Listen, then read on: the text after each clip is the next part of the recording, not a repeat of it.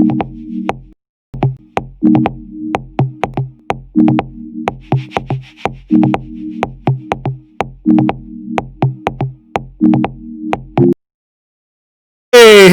how's y'all doing, everybody? Again, this is your host, Mr. Blows Your Minds, and welcome to the most hated show in the black corner of YouTube. Been in the business since 2012, and foremost, we want to say what's good to my fam, my subscribers, my day ones. What's good, everybody? And thank each and every one of you for clicking on the video. Passerbys, if you happen to pass by through to the title or the thumbnail itself, welcome to the most hated show in the black corner of YouTube. We always got a grand opening over here. Go down the aisle, happen to see something to make you feel some kind of way. Remember, the motto of my show is, the truth don't need no partner. Well, we are closing in more and more to the date of November 7th. Where the country, it is said, but it's not how the rules of the game go, but election will take place, and looks like for we as BADOS, which is Black American Descendants of Slaves, been campaigning from both sides. One seemed to be hidden in the basement and only come out periodically. But people have been laying out what they're going to do for those who they believe are constituents that are going to help them to win. But when it comes to Black Americans, descendants of slaves, everybody's mum is the word. No one has nothing or doesn't want to even stir up the pot. Just suggesting that we need to get somebody out because of, as our history has shown, we can't tell any difference. There may be severities as to how certain people are more open with it than those who are clandestine and doing just as much damage, as not more. So today's video or today's show is going to be based on the fact about why the United States owe Black Americans reparations. Let me say that again. Today's show is going to be based on why the United States owes Black Americans reparations. A lot of people will be just upset, and just downright angered of the term of that word. Many of you, at least the way you act, a lot of times everybody acting dumbfounded as they clueless as to they don't know why, and think that this is just something to be said to entice you to be angry. We would assume that when we all go to school or have gone to school, that when they went into the classroom and the curriculum of teaching about history went across the country equally, the same thing is being taught. But we as Black American descendants of slaves, we realize that the history that we were taught in the schools told us from the perspective of what you want us to understand. So it takes for the inquisitive mind to get older, to go through certain things, to figure out that, you know what? There's more to the story than's been told. The way the psychological subliminal seduction of my mind has programmed me is to believe that the only thing that I could aspire from just being a slave is anything that I acquire now as I develop as an adult. And so those who have that kind of mind to try to get a deeper insight as to what done gone on, we have found certain things. I think it's part of the evolving as a people who come through this history, that we must also inculcate those who do not know. And so reparations is a hot topic. It is a topic that it divides nations and peoples based on their interpretations, their lack there of knowledge, their ignorance, their willingness to just say, I don't care. But I think we as BADOS, it's not our job in particular to make sure that everybody knows, but I think it's our job to let it be heard what really is the core understanding of why we're saying what we're doing and why we advocate for it. And those who truly understand try to use the fact of your ignorance to hide behind when the truth is right in your face if you're seeking for it. So many will say, why do black people keep talking about this word? Haven't you got over it? Haven't you achieved or have access to what the country states that everybody's entitled to if you work hard and pull yourself by your bootstrap? Didn't I from somewhere else come and do the same thing? You might have came from somewhere else, but don't you have a history of where you come from, or have you cutting that out, lobotomize it from your mind, and now you've taken on this new persona? So you come into a new house with already existing, let's say, residents, and you, I guess, willfully want to ignore what took place prior to, only for the benefit of oneself. So if that should happen to be the shoes that fit you, you need to listen to this. So how did this all begin in this country? How did it all begin for black people in this country to the fight that we are in the time of 2020? But you're still looking for, some would say equality.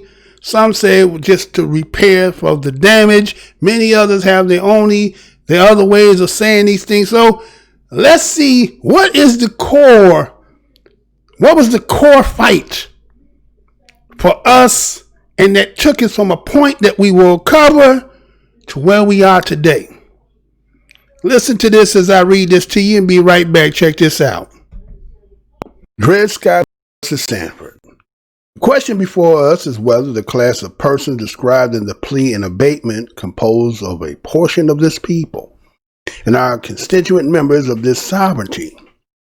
We think they are not, that they are not included and were not intended to be included under the word citizens in the Constitution, and can therefore claim none of the rights and privileges which that instrument provides for and secures to citizens of the United States. On the contrary, they were at the time considered as a subordinate and inferior class of beings who had been subjugated by the dominant race, and whether emancipated or not, yet remained subject to their authority, and had no rights or privileges but such as those who held the power and the government might choose to grant them. The language of the Declaration of Independence is equally conclusive.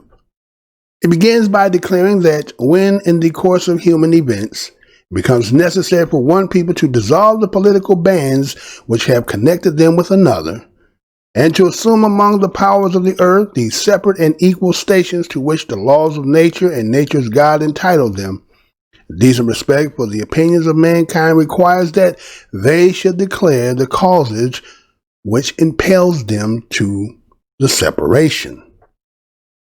It then proceeds to say, we hold these truths to be self-evident, that all men are created equal, that they are endowed by their Creator with certain inalienable rights, that among them is life, liberty, and the pursuit of happiness, that to secure these rights, governments are instituted, deriving their just powers from the consent of the governed. General words above quoted would seem to embrace the whole human family. If they were using a similar instrument at this day would be so understood, but it is too clear for dispute that the enslaved African race were not intended to be included, and formed no part of the people who framed and adopted this declaration. For if the language, as understood in that day, would embrace them, the conduct of the distinguished men who framed the Declaration of Independence would have been utterly and flagrantly inconsistent with the principles they asserted.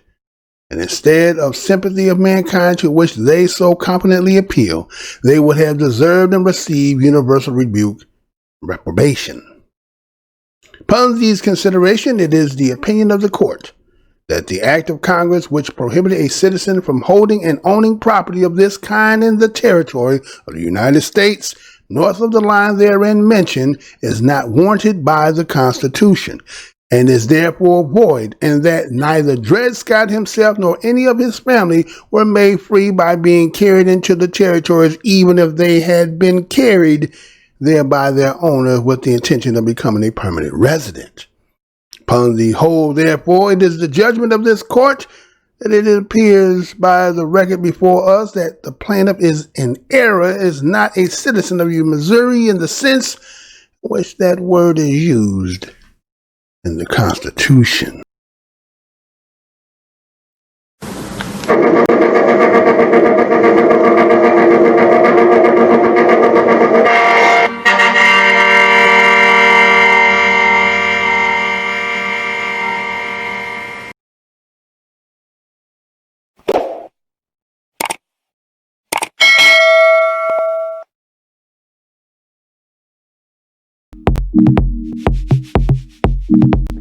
All right, we are black, right? So this was the decision in 1857 by Chief Justice Taney, right?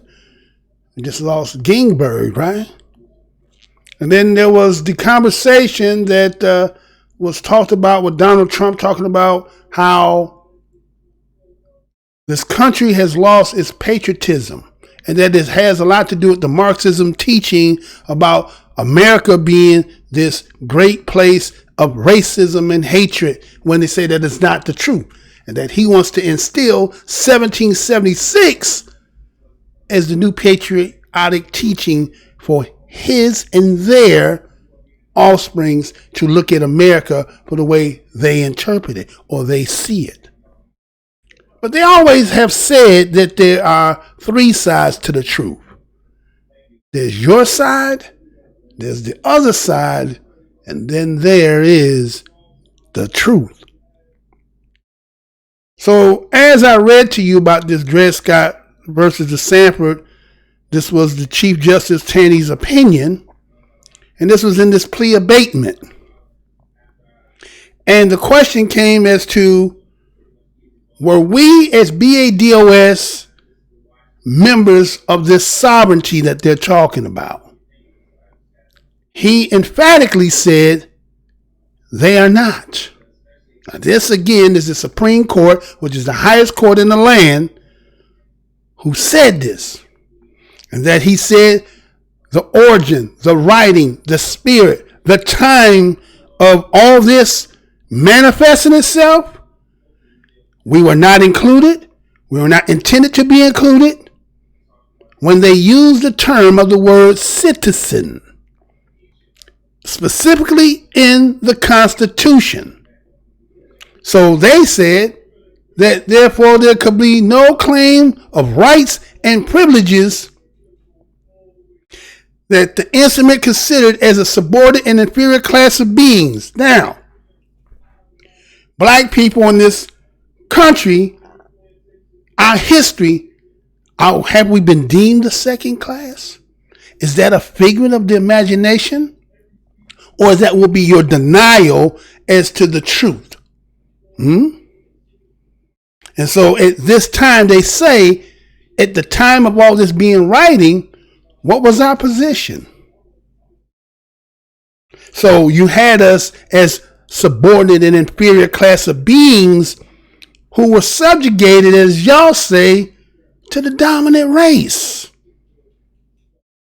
And Judge Taney's said it didn't matter whether to be emancipated or not. This position would never change.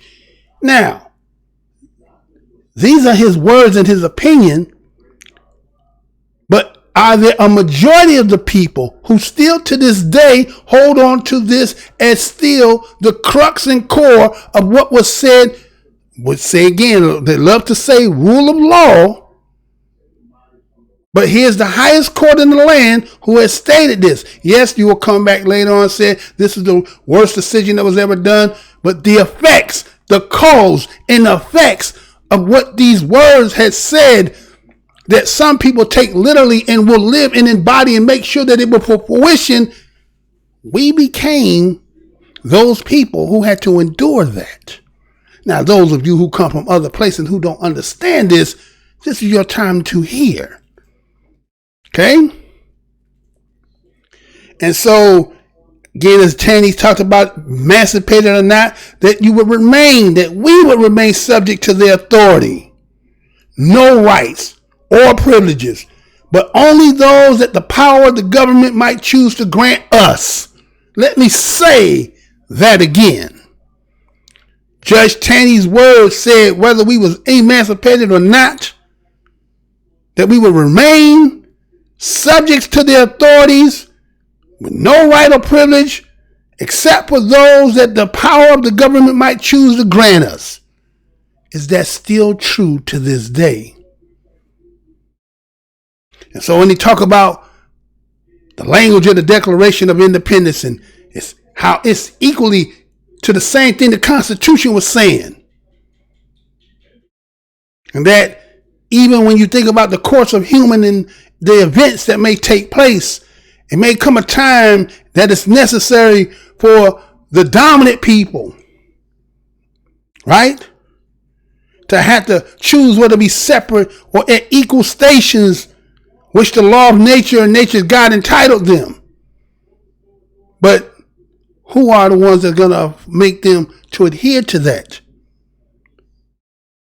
God is the after effect. God is working in the spirit of things that are manifesting and happening to this day. But that who is, as said, of the government, judicial, executive branch, who runs that? So we love to say we hold these truths to be self-evident that all men are created equal. But in the beginning, in the foundation, were we equal? They will say about endowed by their creator. Well, did you create us?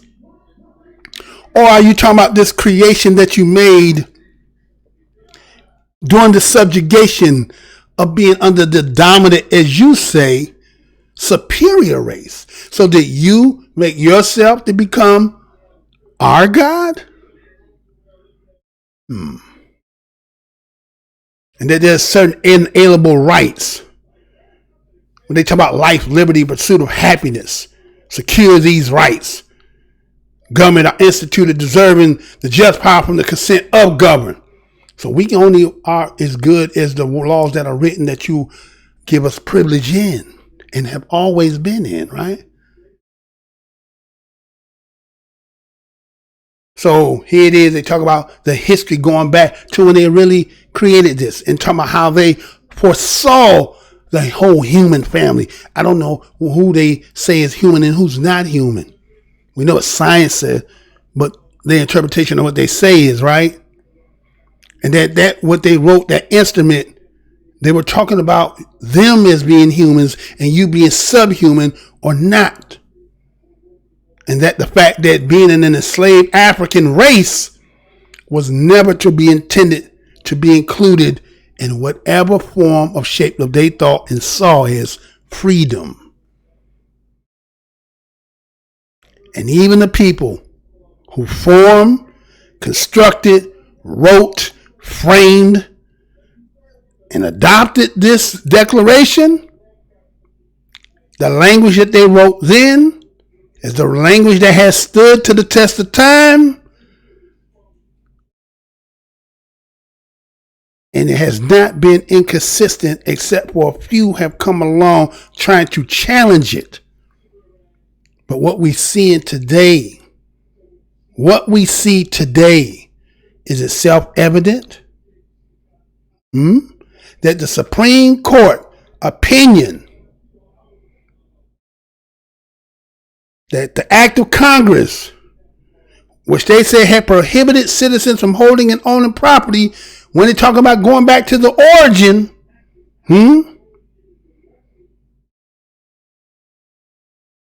If you could put that in Congress, what was any difference about those who were subjugated, as they say, under to the dominant race? So there was a contradiction between what Congress had said in certain aspects, and then here they saying here, but then they try to say, oh no, that was non-void.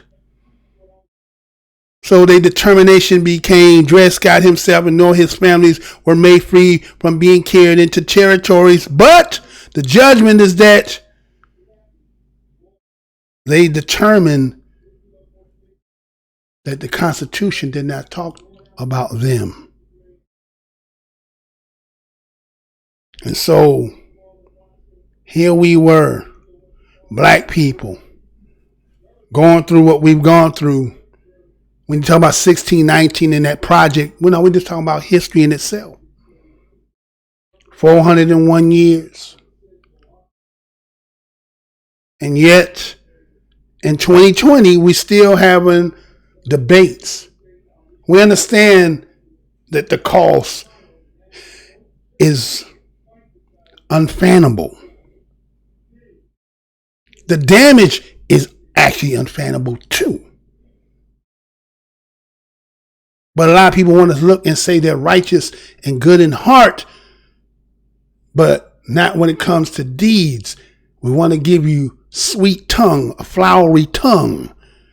But again, as like in the Mac in the movie, Pretty Tony said, I keep on good, clean and all that, but no dough. Right? So that leads us to today. So the crux of the beginning starts with that being stated, and had that been subliminally kept through the whole ordeal since we've been here? That's a question only you can answer. Only you can be honest about it. Right? So it leads us to today, 2020. We're going to go back. But that's the beginning. That's where the core fight has always been with black Americans in this country, is the simple fact that you have never wanted to consider black Americans, whether about equal is not another thing, but to try to classify them to be lower than you. When you talk about Creator has endowed all alienable rights, but you say that the rights can only be given unless you give, which means you have self-determined yourself as God. And others who kneel to you as God. So let's look at, since we're talking about 2020 in the campaign, I've seen this conversation here. I want y'all to hear this. And we'll come back. Check this out.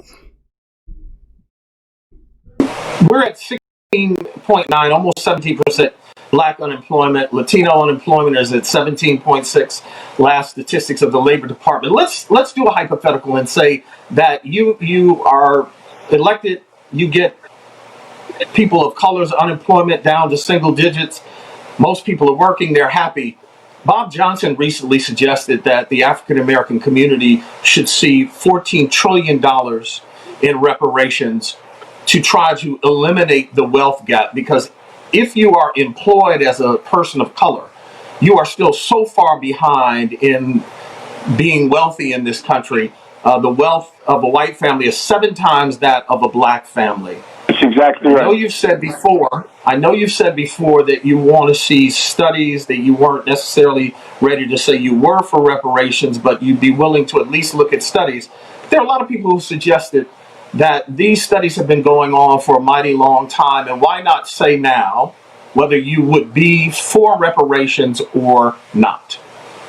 I know it has to be done now, and you know it too. Let's not wait. Let's do the study and decide whether there should be direct cash payment. But in the meantime, you know it has to be done.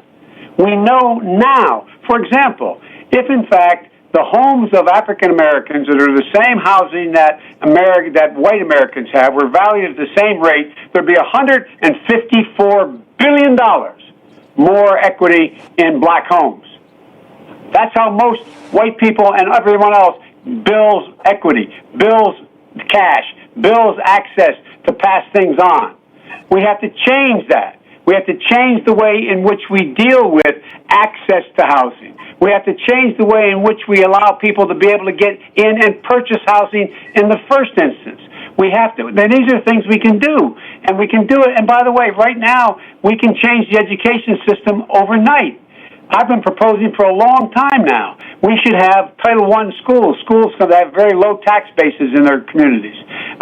We should go from $15 billion a year to 45, which we can do overnight.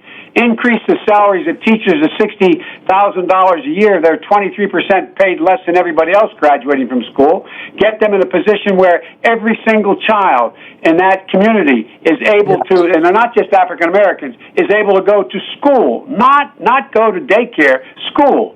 3, 4, and 5 years old in school. Every study of the last 8 years of all the great universities shows that will increase by over 55% their ability to go all the way through all 12 years. We should be finding and we should free note access.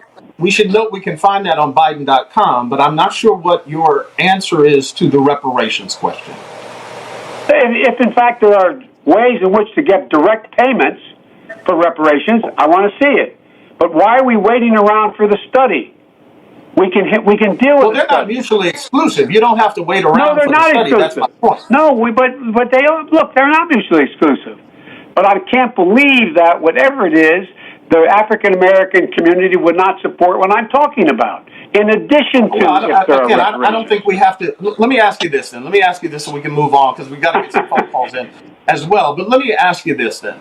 If in fact a calculation comes to you that you are satisfied with, would you then say, I'm for reparations? The answer is it would depend on what it was and will it include Native Americans as well.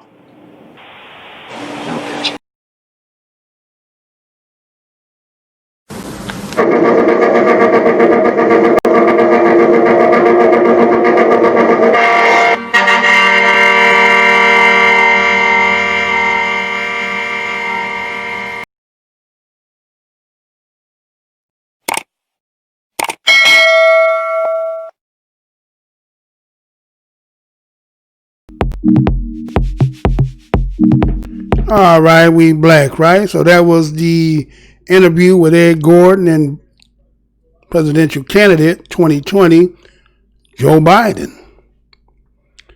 And so you heard the conversation, you heard the things that were spoken about. Then at the end, you heard that, well, it would be accepted as long as you're taking it as a package deal, right? Got to be inclusive with somebody else. Why, when it comes to dealing with Black Americans descended of slaves, there has to be a package deal?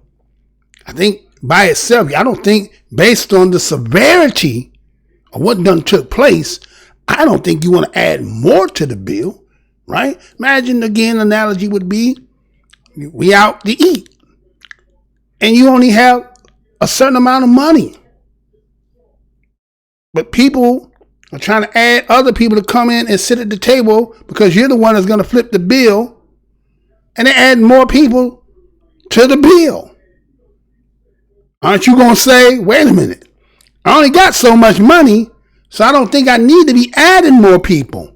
But somehow, I guess adding certain people might be a subliminal way to add people who really not supposed to be a part of that. But why is it that dealing with Black Americans directly, knowing their history, why we're looking for somebody else to add into it, right? So when we look at what the country has been going through, especially when we're talking about since May 25th of 2020 with the George Floyd, meaning being the catalyst, was the fire that lit the wick to why people believe there's an urgency, and I don't know whether it's really a debate, but the compensating of we as BADOS, ADOS, B1, FBA, many names that people are calling, but they all are of the same cut cloth ethnicity of people who come as the descendants of those of slavery. And so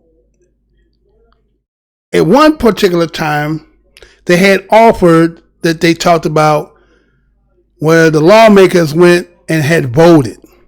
And what they did is they voted on to this bill which they said they were going to study reparations. Right? Let me say that again. The Democratic lawmakers had got together and they voted this summer to study reparations. And you have seen several states and some cities, they had started to propose and plan to examine the issue as well, right? And so a lot of people believe that reparations is a very complex and a thorny situation, right? Or a subject. I don't say situation because it already took place. And so many people have been agitated about hearing the news about, Black Americans seem to be indignant and trying to be self-propelling themselves to try to stand on something that many believe you don't have the right to ask for that. Many have said, well, none of you living today were in slavery. Well, let's look at this, right? So many people will sit there and say, well, again, as I said, well, none of you were in slavery. Okay. Let's say that, hypothetically speaking, let me take the hypothetical road here. Hypothetically, slavery and what happened afterwards is two of the whole. There's two parts to the whole. Because the part after, if you want to say slavery, it still continues to this day. Actually, there was never no break. It's kind of like saying that how they built, what is that, what was that, what they built over the Aswan River? How they built that Aswan River to make the disconnect between Africa and calling it now the Middle East, right? So, is that what that was about? Trying to make a sever so that you didn't have to deal with it in its entirety? So, if that be the case, if we cut off slavery, let me say this, ancestors, I am nowhere trying to disconnect you from anything that I'm talking about. This is a hypothetical conversation that who may be hearing me. So let's just say if I was to hypothetically cut off the slavery part. Now you have everything forward from, as we're going to talk about, what was this study of this HR 40 and what was it about? Because when we look at this for what it is, obviously you're going to see what it was and what we're talking about. And then those who say, well, you're not part of slavery, well, what about this? So let me go ahead and give you some insight as to what I'm talking about. Now, the reparations, as they want to talk about, will start from the date after the end of the Civil War. Let me say that again. So let's take the hypothetical cutout, if let's say for those who like to use that as a talking point that none of you living today were in slavery. Well, let's say from end of the Civil War, right? From the time of the so-called 40 acres and the mule. So what if we was to start there? Would that be sufficient enough? Because a lot of people, we hear the term 40 acres and the mule, but, that was a special field order called number 15. And it was a wartime order that was proclaimed by a U.S. general. And this was during the American Civil War. Now, according to what this 40 acres and the mule was talking about, was the simple fact that they were going to allot land. Now, some would say some of the family. I don't know how you're going to have some when you're talking about a whole institution of people who are a part of this. So I don't know how you could say some. I think they write some in the way because they're talking about, well, we were offering to some of them. No, it was going to be all of them. Unless you want to talk about those who did not secede from the Union. Right? Because when you really boil down and look at this, this is really about those who succeeded from the Union and then those ones who were still intact. So actually all this only applied to those who were part of that. But that's another topic for another time.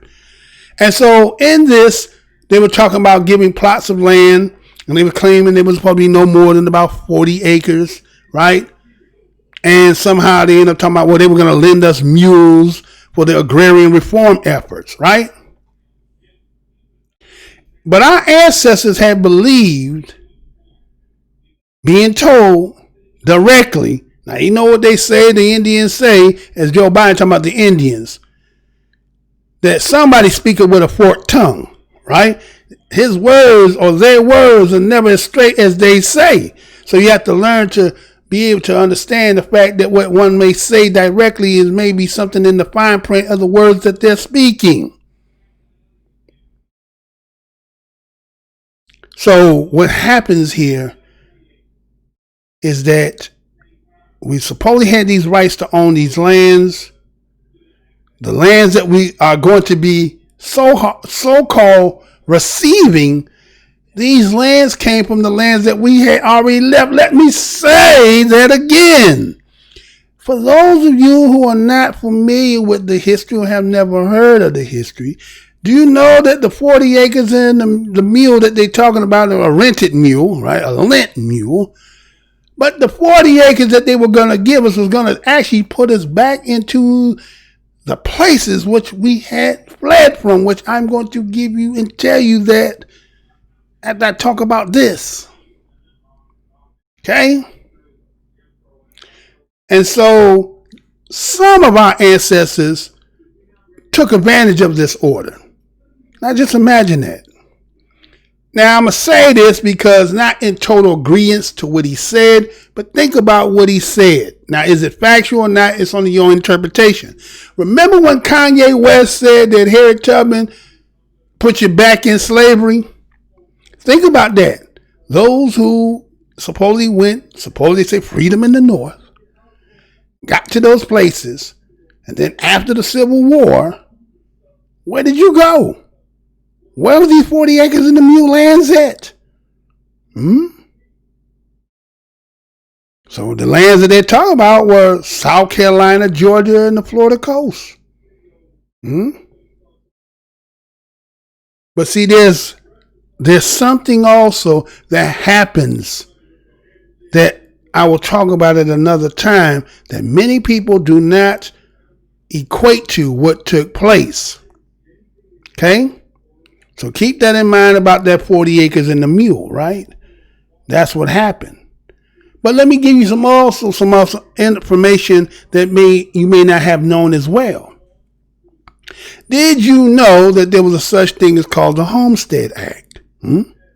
Right? The Homestead Act. And this was where it was going to give, I think it was about 160 million acres of public land. What they said is about 10% of the total land of the United States to give to about 1.6 million homesteaders. And these lands are supposed to be west of the Mississippi River, right? And this here, of this giving of this homestead, is at when? In 1862. What's happening in 1862?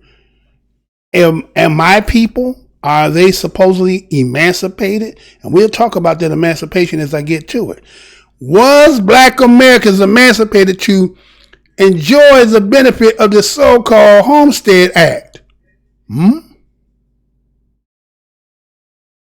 Now, the stipulation that they talk about to get this Homestead Act was that you didn't have to take arms against the federal government of the United States. That's how you could apply. So that pretty much means that those that were coming from the South and the Confederate could not apply for these Homestead Acts, correct? Okay? They were talking about women could get it. They were talking about immigrants. I don't know, newly white folks, I guess, coming there. And they could apply for citizenship that were eligible. Okay? Now that's in 1862. That there, what would you say, who were the ones to be able to get this? If you was a betting man, would you say that that was primarily white folks in 1862 that were able to receive the Homestead Act? If you was a betting man, I bet you bet your money on that, right? Now, they may say immigrants, but that just means it could be people coming from Europe coming into the United States. You can also say Jewish people were coming.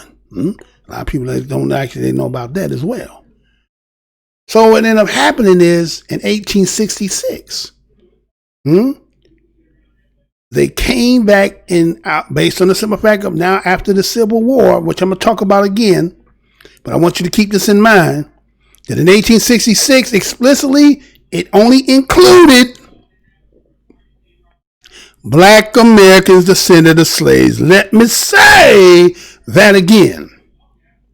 Original one was in 1862. Okay, black folks are not what? Emancipated. Okay, or what your understanding of what emancipated is, right? So 1866 come, and then they have explicitly included Black Americans. But what's happening? Because remember that the criteria is that you never took up arms against the federal government. You got to fill out an application. So you know what happened, right? You know what happened. You know how it's something that we might try to be obtained, and then we're trying to apply for it. Now it depends on who's the person who's receiving it. It might be who the people in charge of the institution or the operation could have bias. So guess what probably happened? A lot of our people did not obtain it. Because they also want to say that we didn't have the money to file the fees. But I'm going to show you that is a lie. They said a lot of people didn't have the money to file for the fees. So it was a lot of bureaucratic red tape to deny you to get. And those who did get, well, there's going to be a history as it go on later about that, right? Okay? So keep that in mind. Keep that in mind. And so that was that. And so, as I said, and I will talk about it again, because there's a history and about that second Freeman Bureau bill.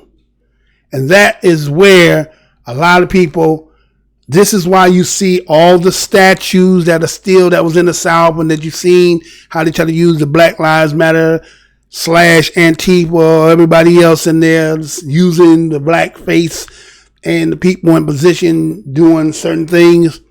But a lot of people don't even understand. Well, how if they talk about the Civil War? How was it that these statues were still around if they lost the war? It's because they didn't tell you everything about what took place. And they probably don't teach that, right?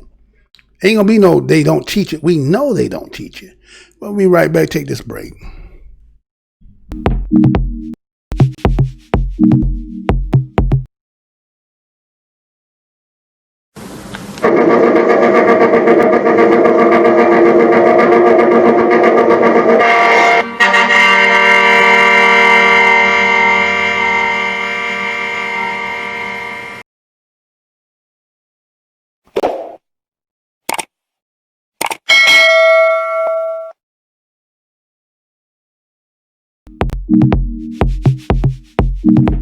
All right, we black, right? So yeah, they're not going to teach that history. Is because then it makes your inquisitive mind to go and dig deeper to try to say, hey, what really is this about, right? So now remember again, the beginning of what was said as Judge Taney in his decision. We go through the Civil War, right? We got 40 acres and a mule that's been promised to us. And then we're going through what they call the Reconstruction era. Okay? Now the Reconstruction era is between 1863 to 1877. Supposedly, as they tell us, is making our ancestors citizens. Guaranteed by 3 new constitutional amendments. Let me say that again. Our ancestors going through this Reconstruction period, or era as they call, right after the Civil War, right, from 1863 to 1877, supposedly is making our ancestors citizens with civil rights supposedly guaranteed by the three constitutional amendments. We know 13th, 14th, 15th Amendment, right? Okay? Now, these are the things that to this day, we have other organizations, other people who siphon off of what was given based on the fact that what our ancestors have fought, died, and bled are now to this day using this as a sword against us to actually push our head underwater while they're trying to elevate themselves. Let me say that again. Here it is. We're talking about 1863 to 1877, talking about the Reconstruction era. When we're talking about when they created the so-called three new constitutional amendments, 13th, 14th, 15th Amendment, that supposedly is making our ancestors citizens with civil rights, right? But we see in this day and age, in this 21st century and the 20th century, that many people have come, rolled off, trying to hold our head underwater to elevate themselves using what our ancestors will have paid and paved. And then people are always saying, when they talk about, you'll hear some newscasts come on and talk about, how fair is it if an immigrant come from another country who just got here? Why would they have to pay for slavery? Because this is the raft that you floated on, that you came for refuge. Otherwise, you had no other place to come. And the people who build it, don't you think you owe gratitude, some homage, allegiance to them? No, you feel like you don't, right? No, you don't. I don't. Why do we owe you anything, right? We don't owe you anything. So let me tell you something here about this Reconstruction. Because you got to know this. They tell you that Lincoln is freeing the slaves, right? But maybe I'll talk about that later. Maybe I'll talk about that later. Should I talk about that later? I think I need to talk about that later because the question becomes, you need to know everything that took place. Because everybody act like they somehow think they know, but I don't think you really want to hear. You really don't really want to know. I think a lot of people really just don't want to know. But you know, when Lincoln got assassinated, the vice president came in, Andrew Johnson, right? Now, you know, he was a former slave owner, right? Huh? And what he did, coming into the game, to bring the South back into the Union, you know what he did? Now remember, Lincoln did all that, all those men who died in the Civil War, but it was Andrew Johnson who reparated. Why not say reparated? Well, you can't say he reparated. He did give them reparations because he gave them back their property. Except for, they say, was we. You know, he pardoned them because they went into Congress and they called it the Radical Republicans, right? And they voted on that those who fought against the Union were basically traitors to the nation and that they should be ostracized and have no refuge here in this land. But it was Abraham Lincoln who pocket voted, meaning he did not sit and proceed. Congress had went into a recess and it just went non-void. And it was like nothing ever happened, even though both Senate and the House had voted for it. But that was the end of it. So Lincoln came with some other kind of 10%. If most of them would have allegiance, then that would be suffice. Okay? So he gets assassinated, and this vice president comes in and basically reversed everything that Abraham Lincoln did. Did they ever teach you this? Did they ever teach you this? They're not going to teach you this, right? And so this is where now you're going to say you're getting the 13th, 14th, 15th Amendment, right? Do you know that this Andrew Johnson allow those of the Southern Confederates, after losing the war, those who were left over and came back, They the ones who are writing up the 13th, 14th, 15th Amendment. That's why it has that little funny little clause in it. You can go to jail. Slavery exists except for if you go to jail. Don't that just seem ironic? Why would you say that? What do you mean slavery exists? Why the fact that if you break law, you go to jail? But slavery, so why would that be in there? Because that is, you know how the creator puts something as a fingerprint? That's the fingerprint to let you know that what I just told you is true. That they allow the people that they had beat, killed them, took their property, made them go bankrupt, and now they say we're going to let you be the ones because now the people that we got that we supposed to be protecting, somehow we're going to let them come back down there, and you guys are going to work this out. They're going to work. You're going to pay for them, right? Like that's going to work out. Huh? Can you imagine that? That's like somebody, hypothetically speaking here, somebody had you hostage, doing all kind of unimaginable, heinous things to you. Right? Matter of fact, that story about her name was Barry. Remember the brother that was at McDonald's eating a cheeseburger, and she was in there, and I said, "Oh, this white girl, right?" And he went over there, and he got her to help her get out, right? Now just imagine, okay, she done got escaped, right? Instead of them taking him to jail, they said, all right, we're just going to let her go. I think it was Amanda Berry, right? I think that's her name. Let her go, right?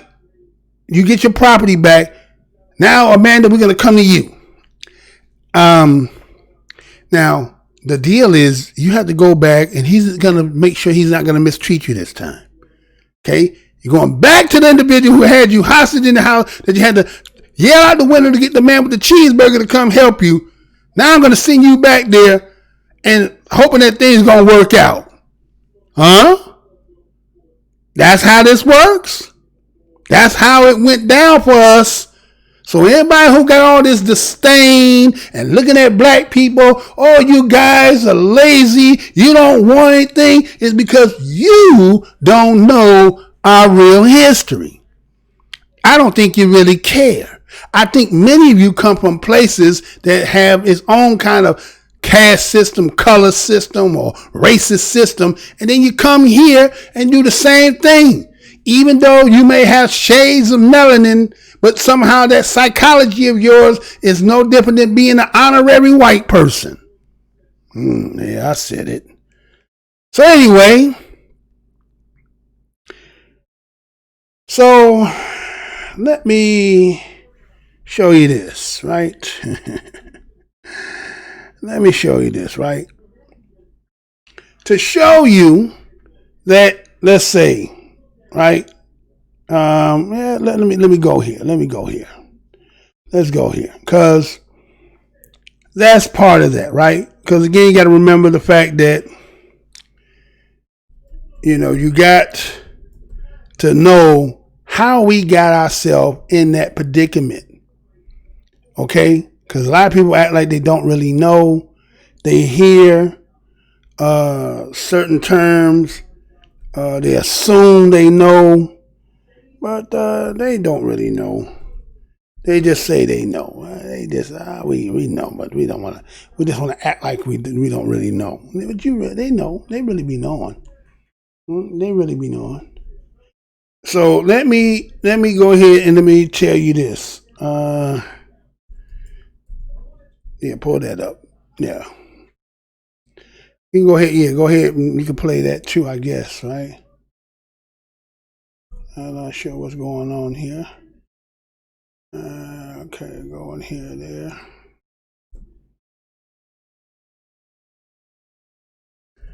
All right, so what happened here? What happened?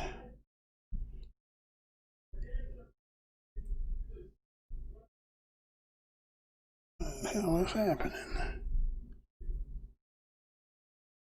All right, here we go. All right, so let me go ahead and let me tell you this, because see, a lot of people don't really know this, right?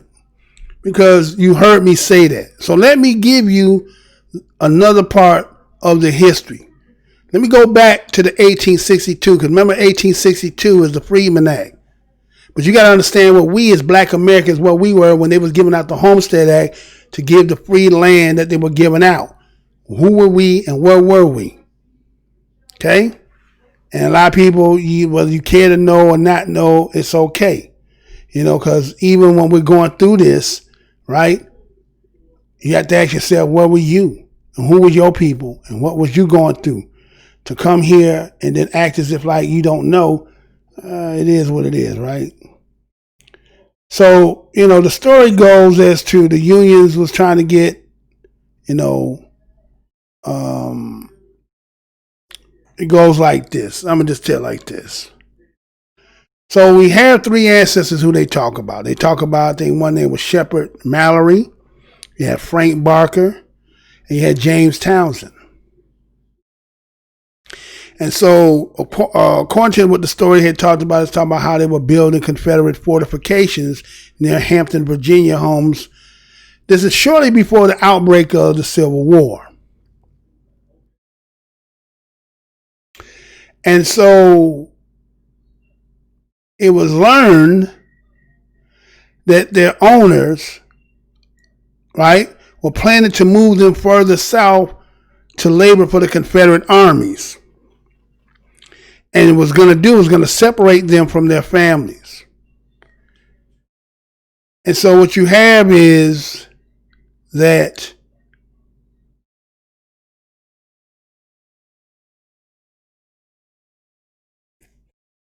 let's see.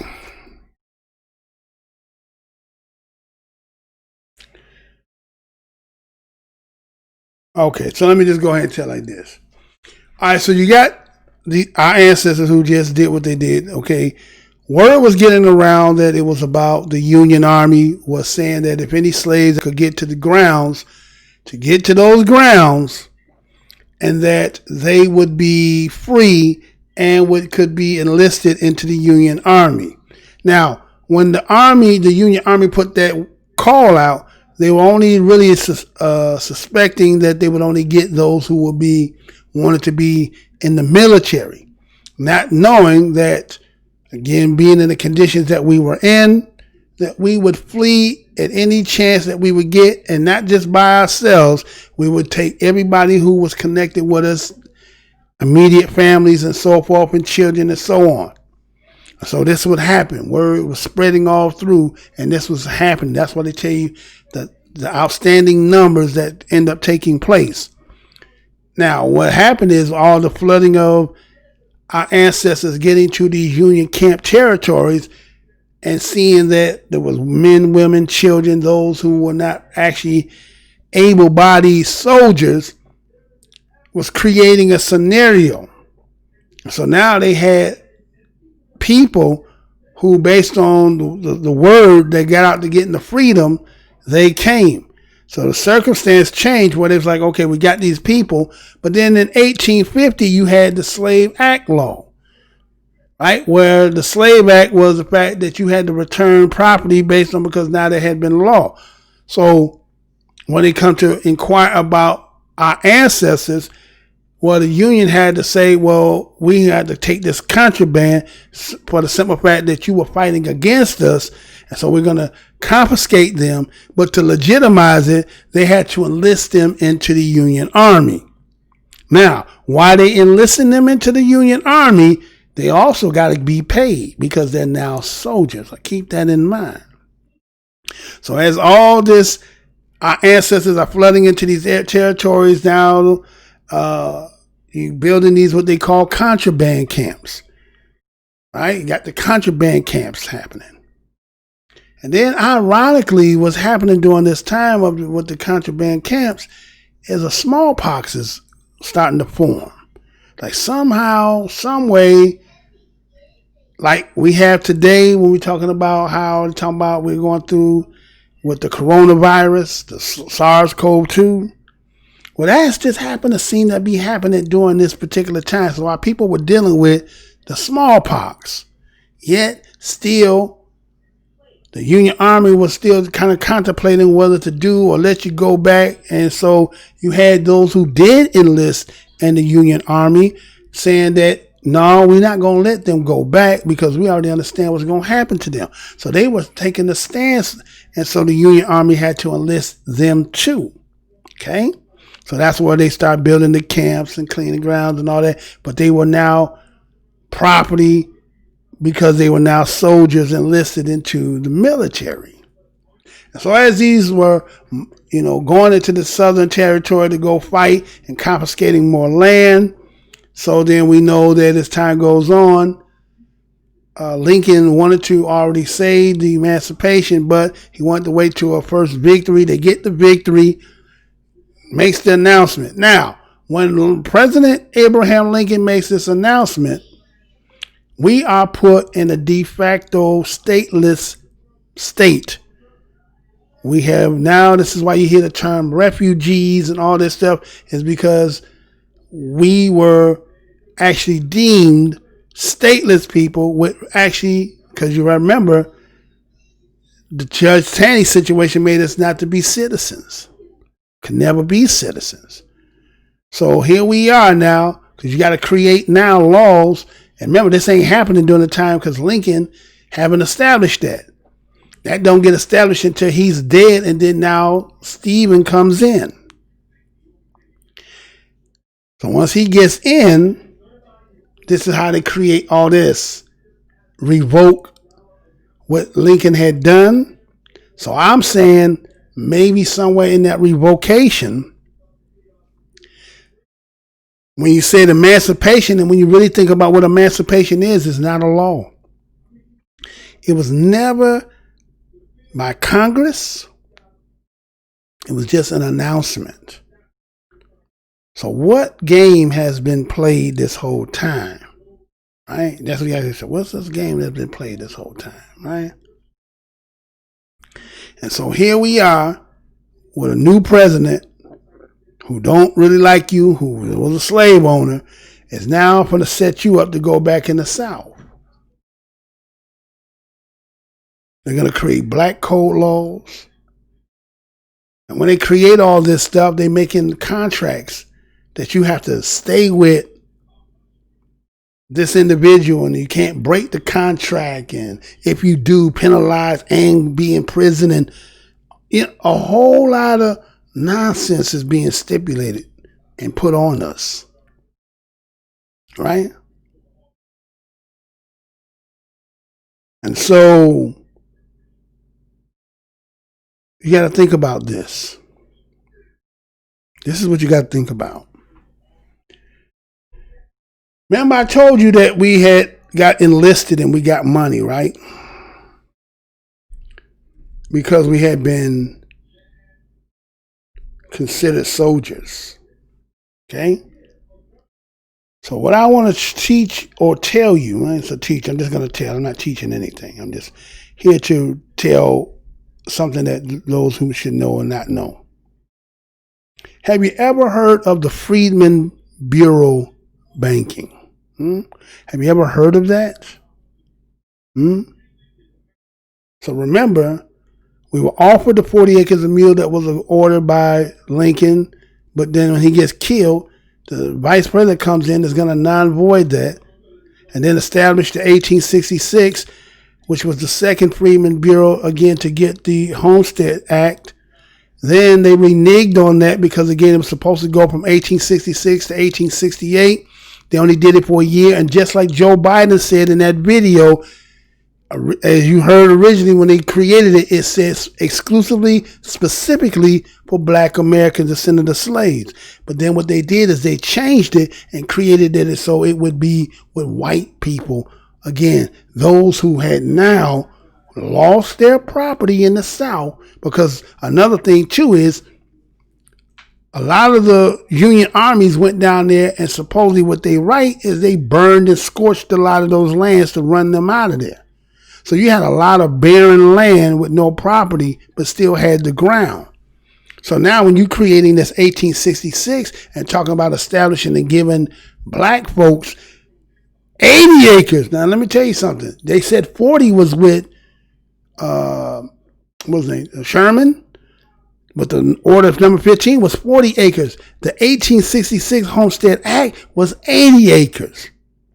But what happened was they stipulated and put the white man in there. So the lands that some of our ancestors did get were the leftovers at the land that the white man did not want. And then they had a stipulations as to if you got those lands, you had a certain period of time that you had to get them lands operable, working, and if not, you couldn't own it. You could only rent, lease it, but you couldn't own it. But yet, that was what the whole Homestead Act was about. And then instead of it running 2 years, allowing for us to go ahead to take advantage of the situation, you only did it for a year. In 1 year, they cut it off. Okay? So a lot of you may never heard that. And you may say, well, what does that got to do with it? Well, we've been here as long as some people been here. You think we don't have property by now? Been here as long as we've been here. We're still talking about just getting property? But that's not the crux. That's just one part. All right? Here's another part for you. I just told you Freedman Bureau Bank. Now here it was, as I told you, about how our ancestors came from the South and came up and got into the Union armies. And because of the 1850 Slave Act, they had to be considered to be a part of the military, which now they had to be paid. Remember I said that, right? Take a break, come right back.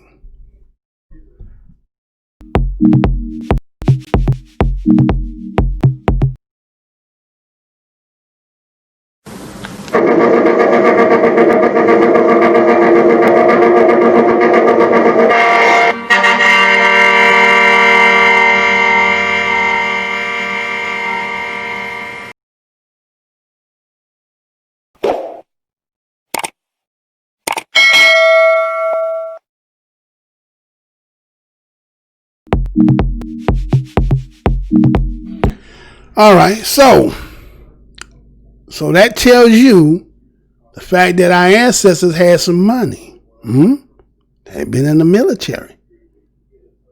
There was money for being enlisted and all that. So here it was. It was called the Alvord Plan. ALVORD plan, right? It was called the Alvord Plan. And this Alvord Plan was to create so that our ancestors had somewhere to put the money that people were so concerned about. But this wasn't the first time, according to what they write in history, it wasn't the first attempt to try to get our ancestors, particularly they talk about the soldiers. Now, they want to say soldiers is because, how they talk about patriotism and everybody who gives acknowledgement and praise to the soldiers. This is why we were doing this, because they were actually patriotic to the nation. But the also fact is those who also fought in the military were also asked to go to Liberia as well, right? But then that's what Lincoln was contemplating. Well, how can I ask a man that done fought for his country and then try to send him to Liberia? But Lincoln also said something too that a lot of people probably never heard or have heard. He said that the black people probably never ever have refuge and safeness here in this country. Let me say that again. Abraham Lincoln said that the black people, those who had been emancipated, those who had been freed, would probably never have refuge and safety in this land.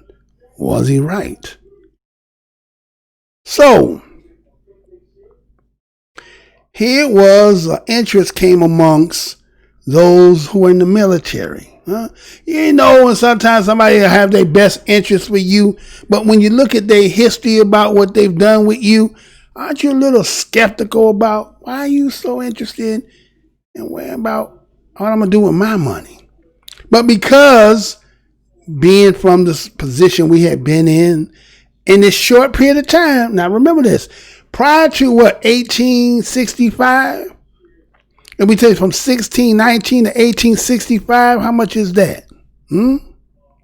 About 200, what's that?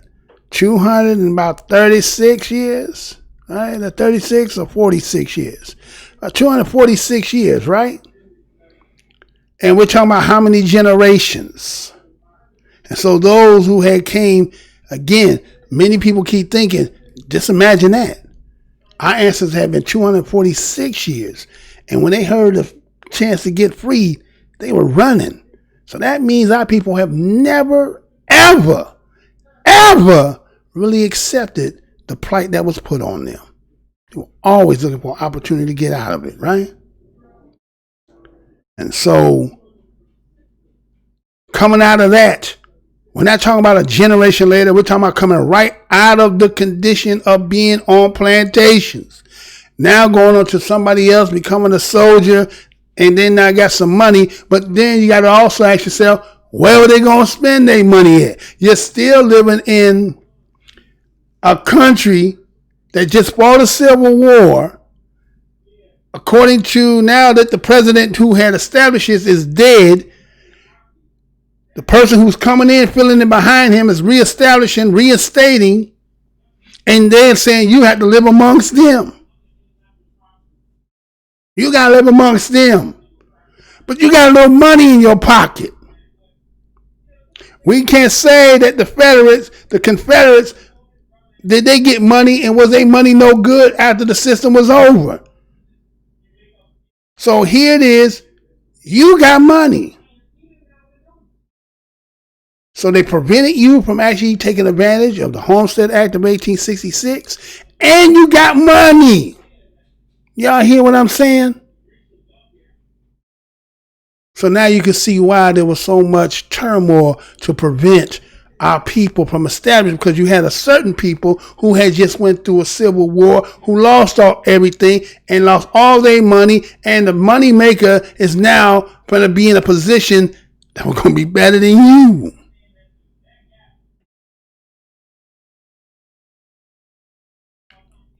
So somebody was having a grandiose idea. They were sitting down contemplating, probably at a bar, smoking, playing poker.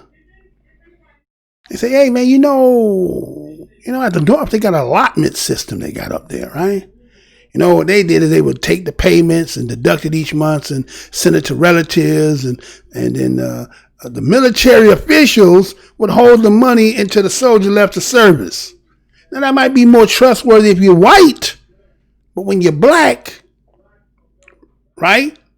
That who holding the money, right? That who was the one who had to cut the check for you. Were they not sitting there thinking, they about to give this Negro money, a lot of money.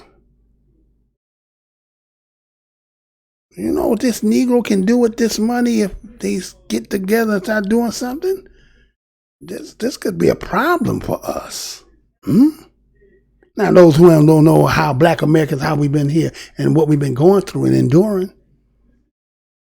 So what they said is they talked about there was commanders, and because of them saying they're being in their regiments and maybe having some kind of, relationship with some of the soldiers, they said, man, hey,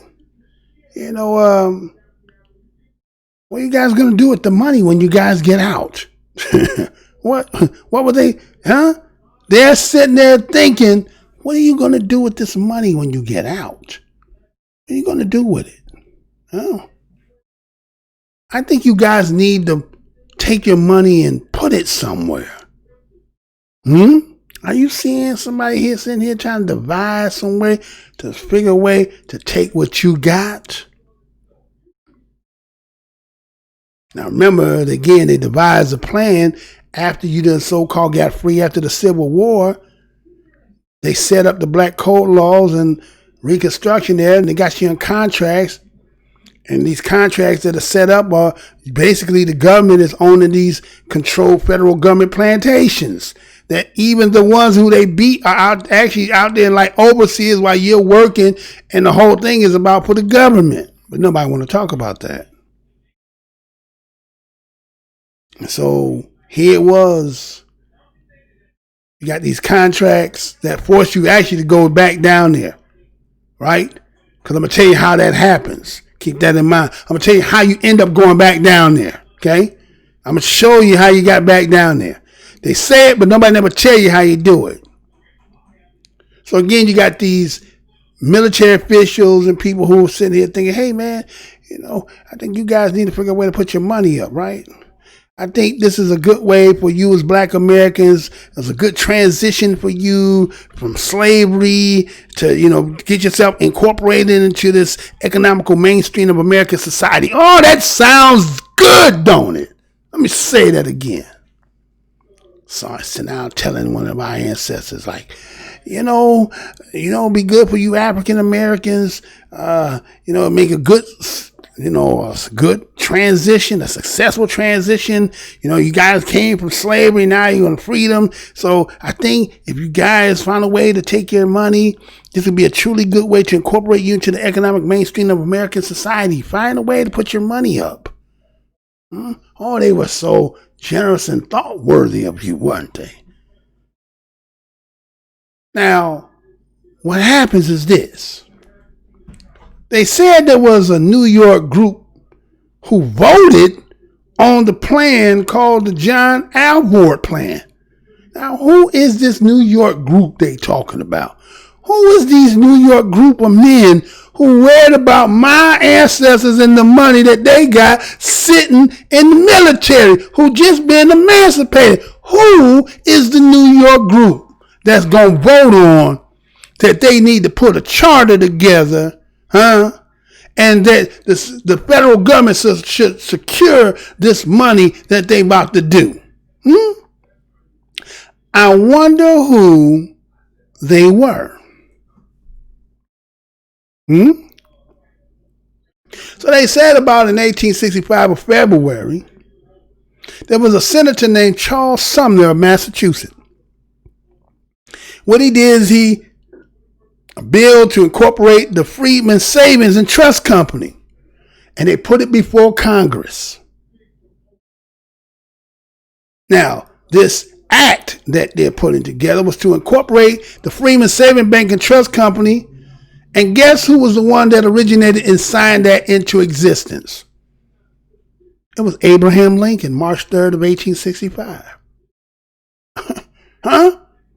Now, I understand why people would say Lincoln emancipated and all the things that Lincoln was doing. Lincoln had good intent. But he did also say that for the Union, he would do anything. If he needed to keep Negroes enslaved to save the Union, he'd do it. He'd do whatever it took, right? If that meant freeing you, he'd do it. But if you need to keep you slave, he'd do it. So he neither yay or nay. You don't know where he really coming or going, right? But okay, was what it was, right? So again, you got Lincoln signing what they say, right, is what? The Freedmen's Savings and Trust Company. Now remember, this coming all the way from New York. That they got their man coming in proposing this to him, and Lincoln signs it. Now 50 men in New York is sending their man John Alvord to come over here to do this business, and Lincoln signs it. Now they said that the object and the purpose was to have a simple saving institution that they said was primarily, right? What do you mean primarily? Now see again, when they say again, he don't speak straight. Primarily means not necessarily just for you. It has some other functions and maybe other people's. But the whole objective of us even thinking about putting this together is for the former slaves and their descendants, which means include us to this day. Because you said they're descendants. But then think about the fact that they say primarily, meaning they got some other objectives somewhere swirling in this. Black folks got some money. You ever know when black folks got some money, people figure a way to put their business down there. Matter of fact, they don't even have to do that no more. They do it with commercials. Every time when that tax time comes, you gonna get that check.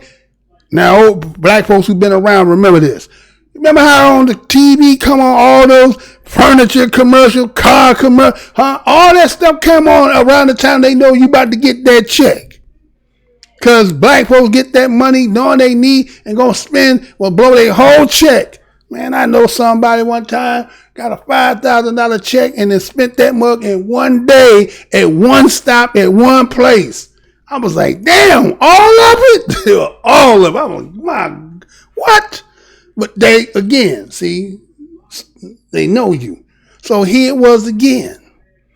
The objective was to make a simple saving institution, primarily for us, by us, but I ain't by us. It might be for us, but it wouldn't by us. It's always been the mantra when you look at our history. Something that proposed and looked like it's for us, but somehow it ain't by us. And then in the end, it bites us in the ass, and then we be wondering why it didn't work. Now, let me tell you some of the things that they were supposed to do. All right? So now they were going to do is take the money that was deposited by our ancestors. Okay? Take our money. Now, they was going to take a portion of the money that they took from our ancestors. And, you got operating costs and other emergencies, whatever that might be. We understand there might be some siphoning, somebody put money in their pocket. But they said that the monies that were used in this bank, now listen to this, were to be invested in stocks, bonds, treasury notes, and other securities of the United States. Let me say that again.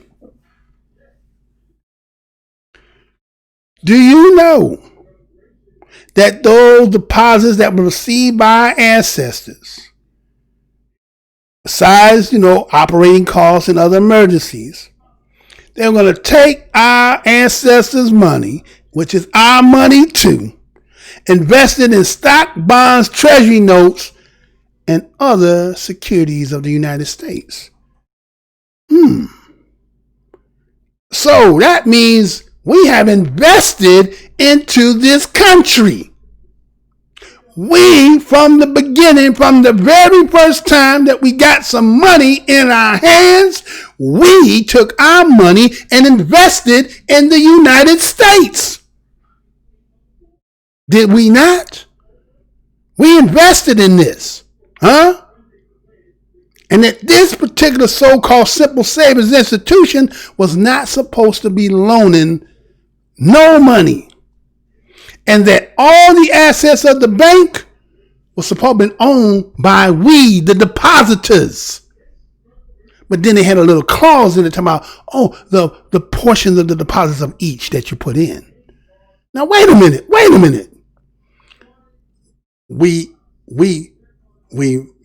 Okay, you made the bank. The bank is made off our money, our deposits. So, but aren't you isn't that the banking, how the bank works? Takes money, loan it to people. But because you said we're not going to loan any money, but yet you're going to invest our money, stock, bonds, and treasuries. So isn't that part of our who in deposit and them assets? Is them not ours? Those weren't our money, right? That was not our money. Okay. That wasn't our money too, right? So they say that there was a board of 50 trustees. Wow. Do they all get paid? Were they all getting salaries? 50 board trustees. And they were all authorized to manage the bank. You need 50 board members to manage, authorize the bank where you only got is black money in there primarily, right? And so what you got is that Congress would appoint those who could go and inspect and examine what was going on at the bank. Now, wait a minute. Is this government operated? Or is this some individuals outside of it? What's going on here? So this bank scene, or this simple institution as a bank, seems to not be 100 the way that you're supposed to go with a bank. But all these other people who are participating in it, and then somehow it's got some kind of Congress sanctioned, but what about the securities of the bank? And so what happens is the bank that was only a part of the District of Columbia was the only bank that had made no provisions. Okay? It was only that one. And so the whole plan, this Albert plan, was to open bank branches wherever there was a large Black American descendant of slave community, especially in the South. Let me say that again. Here it is, creating this bank that originates now in New York. Remember, they in New York, that's where it originated from, where they sent their man, John Albert, in here to come talk to Lincoln. Hey, you know what? But this cat ain't nothing. He ain't even a banker. Why you allow him to set up some stuff to be able to take our money, and then we're going to invest it in this thing here? And now they had the grandiose idea, well, we're going to put it, wherever there's a large number of black people at, we're going to put the banks there. So about 1866, the headquarters from New York moved to Washington, D.C. in 1867. Want to get a little closer. We got to get into Washington, right? And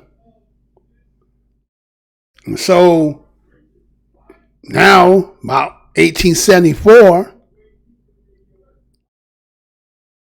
there was some kind of amendment that they talked about in about 1870, where it had to amend its charters, which changed the loan and investment policy. Somehow, they went in, and their origins of what the bank was doing from the beginning, when they talked about stock, investments, and all that, somebody went back in there, we got to change that up. 1870, the charter is going to change the loan investment policy. Then there came a bank panic in 1873. So wait a minute. Who was the individuals that was in New York that came up with the whole grandiose idea to figure out to set up a damn bank for our ancestors to put their money in?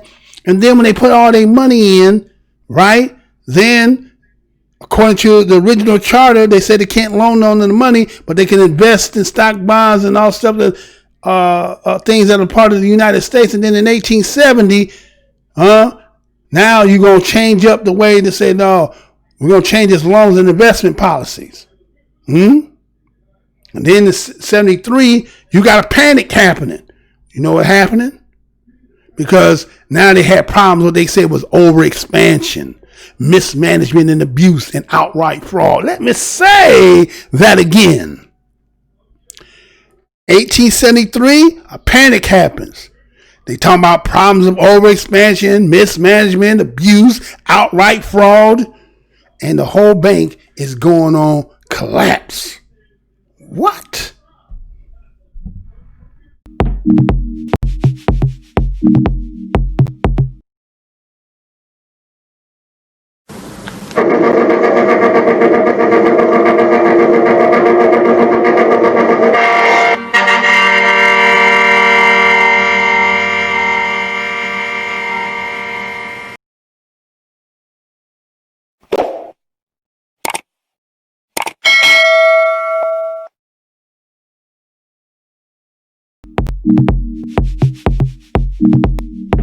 Okay, so here it was. The overexpansion, mismanagement, abuse, and outright fraud made the bank go into what? Collapse mode.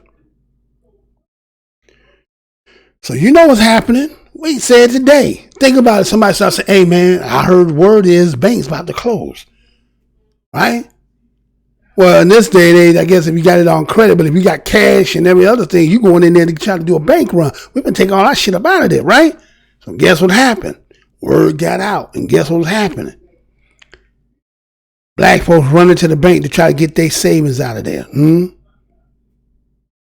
They start going to all the banks, start getting their money up out of there. So once again, now I say this not to be disrespectful to the ancestors or say that whether he was in cahoots or not, But the story is this. That here it is that the bank panic is happening. Black folks is running trying to get up all their monies and they saving because they try not to lose all their money because they understood if this happens, what's going to happen to them. So you know what they did? They went and got the Negro Whisperer. You know, they always do that, right? Al Sharpton, Jesse Jackson, you know, many more they'll go get, right? They come out there to try to quell down. All right, calm down. All right, I'm going to jail for everybody. Okay, everybody go back after you get angry. So you know what they did? They went and got Frederick Douglass to be elected as the bank official. Let me say that again. Do you not know when they started to do that bank run of 1874 and the people, our ancestors, started losing confidence in this bank and started hearing the word that the word was going to collapse? They went and got Frederick Douglass to try to get him to show trust that because now this is what he does. Frederick Douglass, according to what they say that he didn't even know. He was unaware. He didn't know nothing about the bank books. He didn't know about all the inner workings of the bank. You know what Frederick Douglass did? To show the confidence of the people, to show them that the bank is safe, they let Frederick Douglass invest $10,000 of his own money to demonstrate the faith in the future of the bank. Let me say that again. Do you not know that they went knowing what was happening with the bank? Now, see, this is the thing. They knew what was happening with the bank. But to save face, to try to somehow, this sinking ship that's going down, we're going to get the Negro Whisperer that we got in our pocket to use him to try to quell down the Negroes, because if they do, they're going to get angry. So what they did is they got Frederick Douglass, elected him as the bank official. He invests $10,000 of his own money. $10,000? Damn, Frederick Douglass had a lot of money. He had $10,000 to invest? At that time, 1870, Who's Frederick Douglass? Anyway. So he put in $10,000 of his own money, right? And guess what happened? You know what Frederick Douglass is quoted saying? He went in there, right, assessing the condition of the company. And he said he realized he married to a corpse. This bank was dead. And he went and he recommended Congress that the bank be closed. But no, that ain't true. Truth of the matter is, once they elected him, and he put that $10,000 in there, before he could get in there and look at them records and find out what was going on, the bank was closed.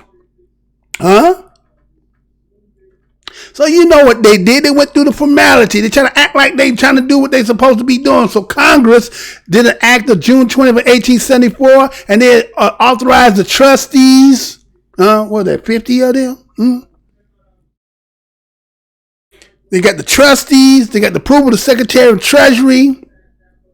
Then they went and appointed 3 more board members to take charge of the assets of the company. What assets of the company?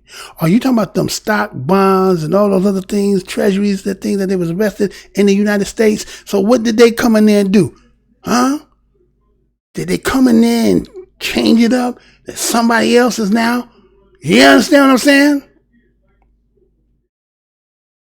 And so they went in there, the reports of his financial condition to the Secretary of Treasury.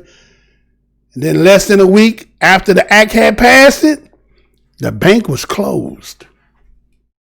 The bank was closed. Ain't that something? I bet they got qualified immunity too, didn't they? They got sovereignty immunity too, didn't they? Everybody gets immunity when you messing over black Americans. Oh, we can see that this had to be an inside job, because why was you you was worried about, black, where you going? What they were going to spend their money when they couldn't go nowhere to spend their money? Why were you so worried about what they were going to do with their money if they was going to be frivolous and blow it? That would be like, Dave Chappelle. I just think that Dave Chappelle owe black people apology. Not because I hate Dave Chappelle. I like Dave Chappelle. I just think, I don't know whether he wrote that script or not, but whoever wrote that script when they had to make it, when the black people get reparations, you know what I'm saying? We're going to be out here buying trucks of cigarettes and all that. You know what I'm saying? You ask yourself that. When the people ain't got nothing and they finally get something, the first thing you're going to do is get all the things you need. So why everybody trying to make it like this? Oh, black people just going to buy Nikes and Jordans. Well, shit, I got feet. I need shoes, right? If I buy a jersey, I need shirts. Now, again, I got champagne taste, but now I got some champagne money. What is it to you how I spend my money?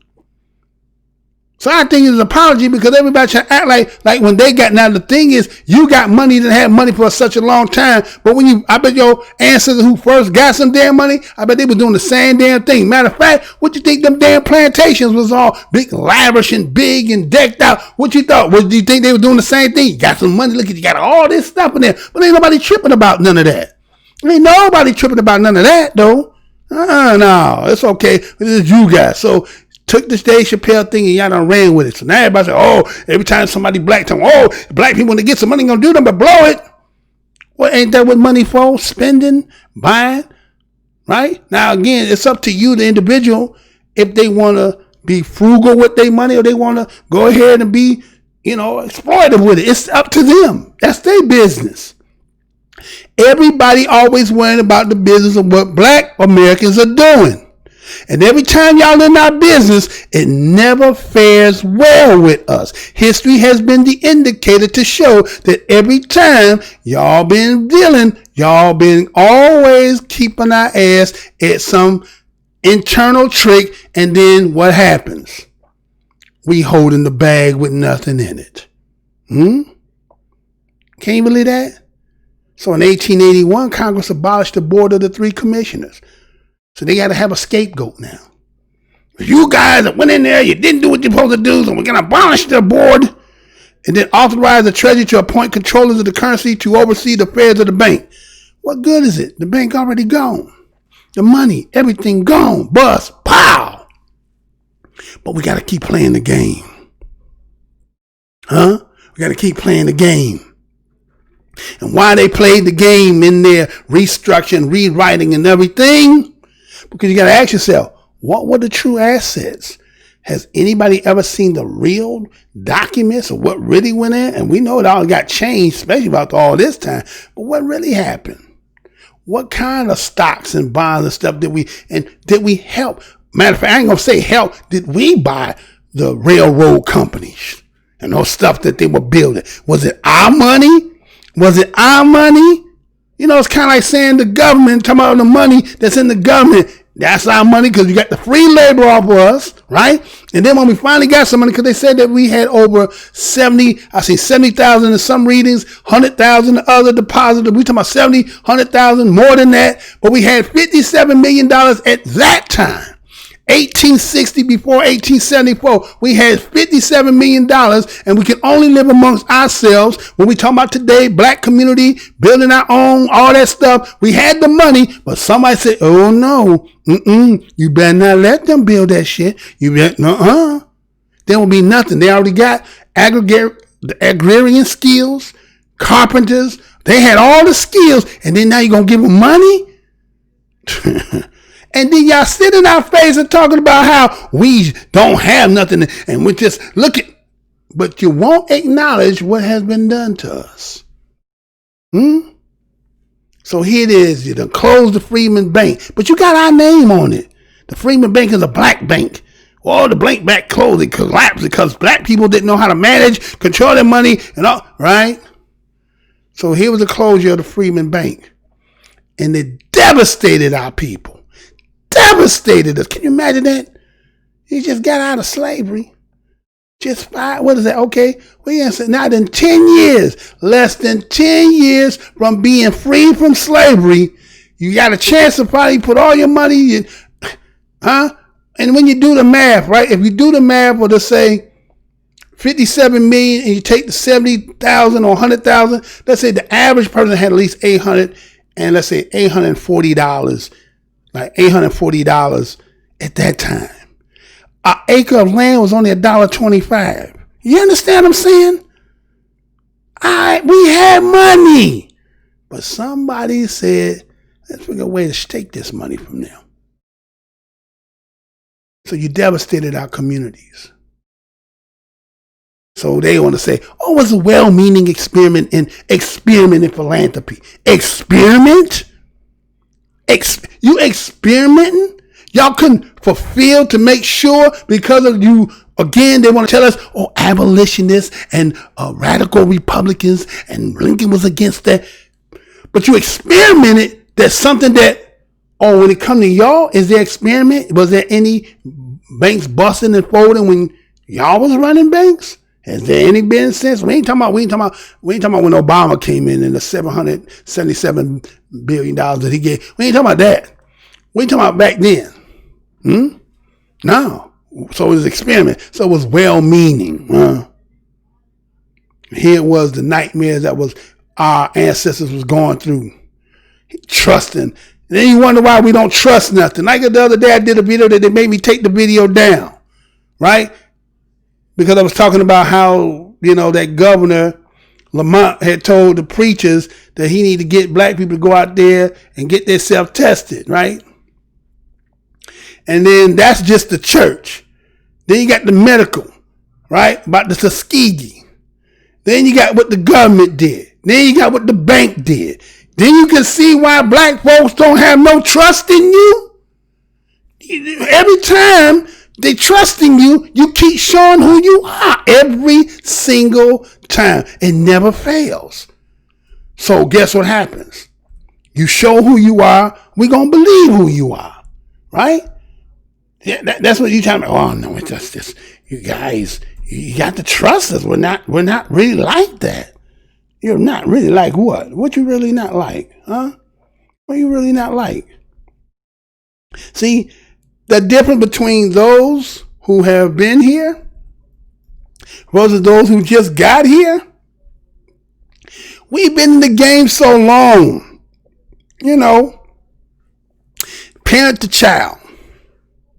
You can have children who think they slick, right? Everybody know. You got some children, they think they real slick. They think they saying some stuff that you don't know. You just looking at them and they trying to sell it to you. Like, well, now those parents who have their favorite, they let the child go through it and tickle inside and let them get away with it. Some of them, now your parent and you ain't got that good rapport, boy, you better get out here talking that nonsense to me, right? Right? You know when a kid lying, when you know them. Now, when they get a little older, a little bit more sophisticated in it, and they got good rapport and kind of your favorite, they sell it to you. You buy it until you find out, you got me again. And then when they know, and they still sell you even more. Even though, like, last time I did that, you did that to me. Well, oh, mama, oh, the dad. You understand? But that's what y'all do with us. Yet your history keeps showing every time, over and over again, you keep doing the same old thing, and you think that what they say, you keep doing the same old thing, gonna get retardedness, right? So that's how y'all look at us, like, oh, you can sell them anything. Come on, go out there with some Timberlands on. Come on, y'all guys, let's put the kente cloth on, huh? I'll just say, yeah, I'll sign the HR 40 bill, right? All that stuff is that's how y'all look at us. That's how they look at us. Oh, you just say any old thing is good. But you don't realize the telltale signs is on y'all. It's you that don't got no good rapport. It is you that record ain't no good with us. And then yet y'all try to reverse it because you begin feeling so guilty about what you do and get mad because we won't capitulate to your nonsense. Why should somebody capitulate to be scammed and schemed on? Like, really?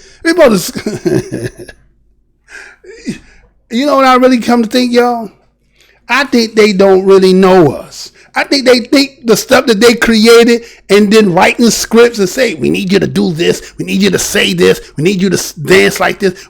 Right? Because you are the puppeteer and making certain people that you get and pay on your payroll and have them do every kind of thing that you don't come to believe that is what they depict because you think that. But in actuality, you really don't know us. Do I need to say that again? No, I don't think I need to say that again. I think it was said for what it is, right? So here it is, you devastated our ancestors, huh? And wonder why we don't have no trust. And so here it was. Our ancestors was like, okay, so the bank bust. All right, so that's what it did. It bust, so what? What about the assets? What about the assets? What about all the stocks and stuff that we bought? The country didn't bust. The country didn't bust. So why are we losing our money? Huh? Think about that. That's what they were saying. Okay, the bank bust. What about our assets? Did they bust? Did they bust? Or was they just stolen when they talk about defraud and all that? And so, guess what? The way they set this whole thing up, they didn't have no protection. Just like when you think about when they did after Civil War, sent us back in the South talking about we were supposed to acquire this land, 40 acres and a mule. Then Lincoln dies, you pull away the protection, leave us back in hostile areas like back in the days. Now, I don't know if you're from where I'm from. Back in the days, now again, police may hear me. Again, the shoe only fits if we do this kind of shit, right? It ain't for everybody. But then, sometimes they used to take you and put you in a hostile white area and let you out and talk about get back home. Let me say that again. Sometimes police would take you, drive you to an area that's a hostile to where you being black and they being white, or could be a Hispanic area as well, and drop you off and say, fend for yourself. Huh? Well, that's what they did with our ancestors. Right? That's what they did with our ancestors. Huh? Put you back in a hostile area and drop you off and then have no kind of government protection. Well, you did the same thing when it came to the damn banks too. The same damn thing. It did the same thing. Right? So here it is. Our ancestors said, hey man, what about the deposits? What about them stocks and bonds and all that stuff? We put all our money in there. Huh?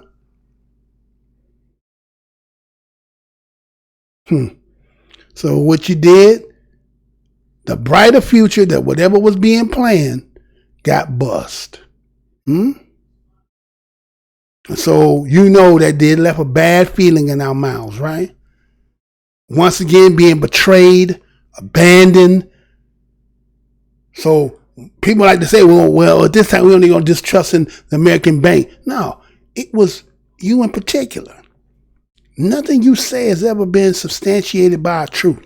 It's part truth, a truth.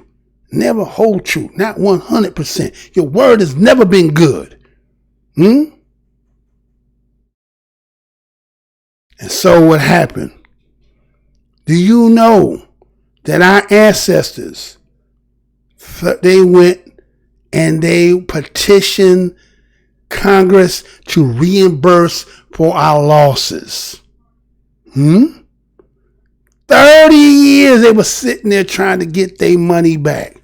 30 years.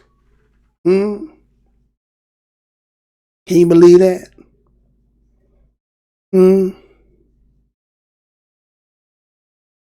So when you think about, was it the banking system that did that to us? Did the act made it possible for them to slip through Congress and pay little attention to the economic realities that was going to befall us? Or did somebody have you say 50 men, but there might have been more than that. You said $57 million. So besides, let's say, Oklahoma, what other places did we build on black money at that particular time?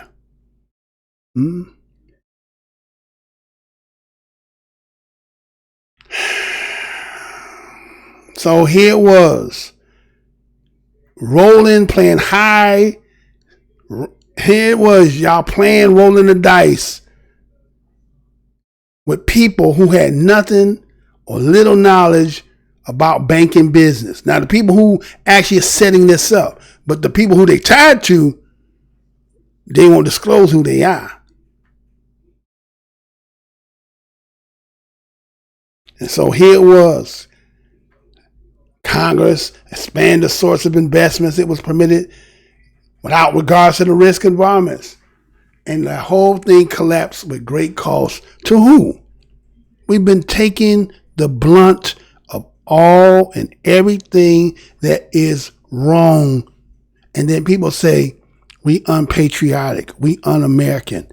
There is no more, if anything of the word American, if it's not about being black American, there is no America. That stuff that y'all talk about is just, you're just the face, but the trueness of what the guts and the spirit and embodiment of this country, we are it. We are it. We are it. So here it was. This chaos gonna pursue. Who gonna feel it more? You know, every time when what they say, white folks catch cold, black people catch pneumonia.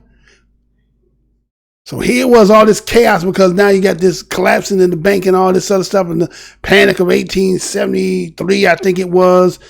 And so here we are, newly freed, had some money, and everything gone.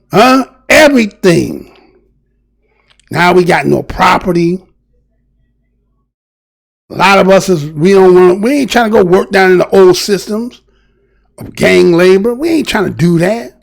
Regardless of how much money you was trying to give us, or what you promised to pay us, Here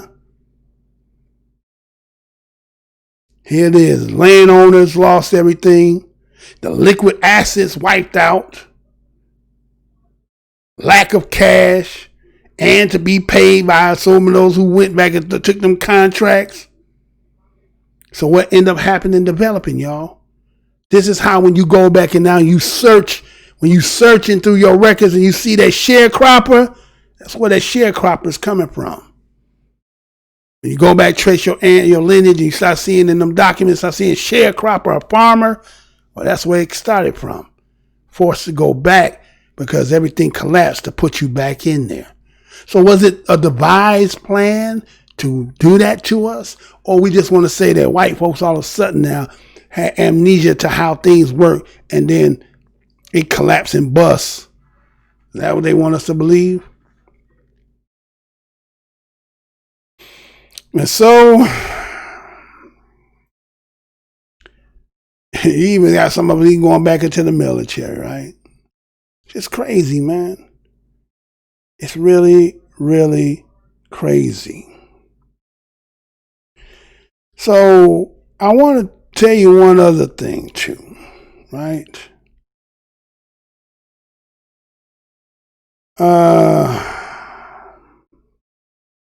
There's another situation that came up out of this. And it's kind of show you how history repeats itself. Let me see if I can.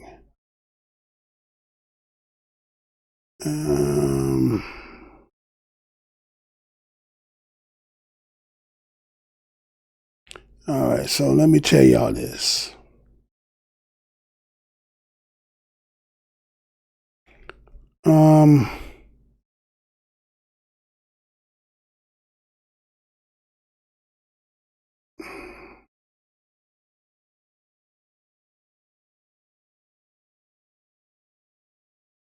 All right, so let me tell y'all this here.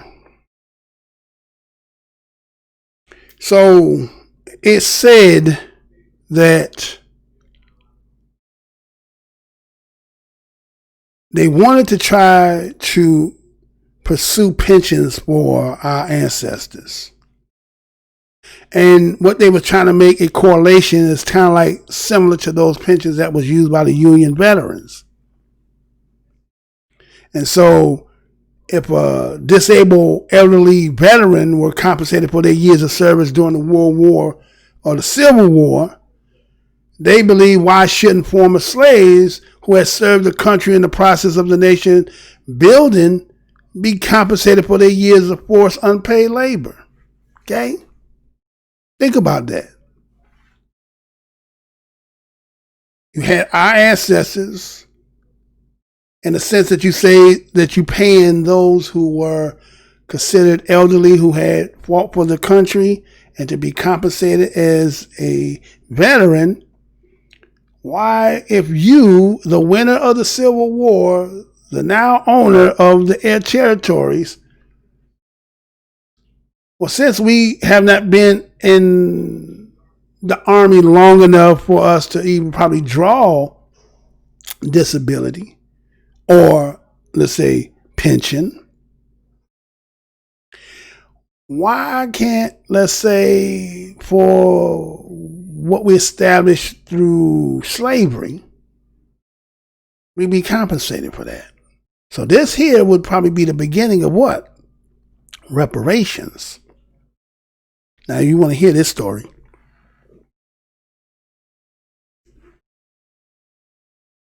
So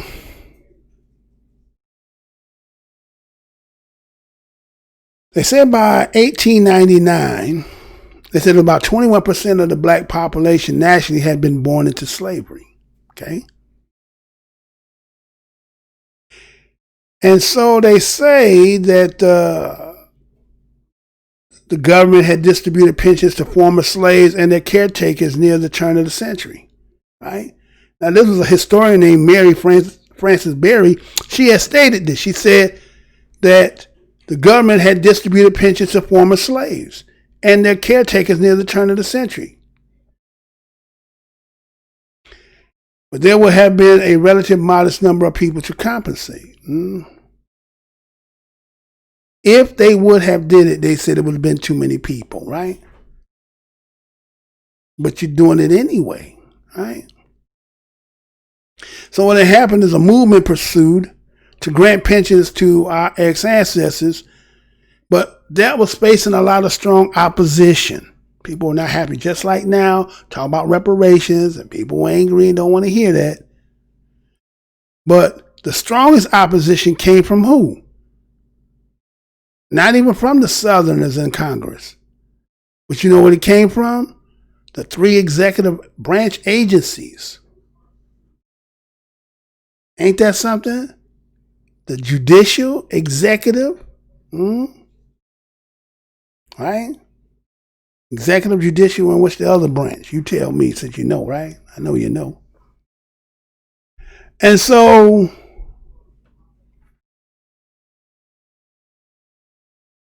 they say, accordingly, the federal government, which was primarily at this time now, is going to be Republicans. And they're talking about how when they to allocate lands and all that stuff, and they go back and they talk about how everything that Lincoln had established got rolled back by Andrew Johnson through the Amnesty Proclamation of May 29th, 1865. Okay? And so here it was that our ancestors who got the lands, remember they gave the Freedmen Act, and so now they evicted them from the lands distributed through the field order number 15 that Lincoln had got, right? So they had took advantage, those who took it, they had to get their lands taken from them, right? And so again, as I told you about them being pardoned and so forth, I want to give you that because again, I want to get to this pension part here, right? Because pension, okay? All right. All right, let me get to that here. Let's see what that said, y'all.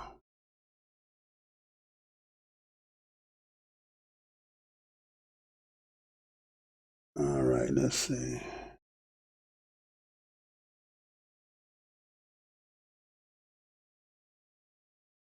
All right, so there was a request by a Walter R. Vaughn of Oklahoma, or Omaha. And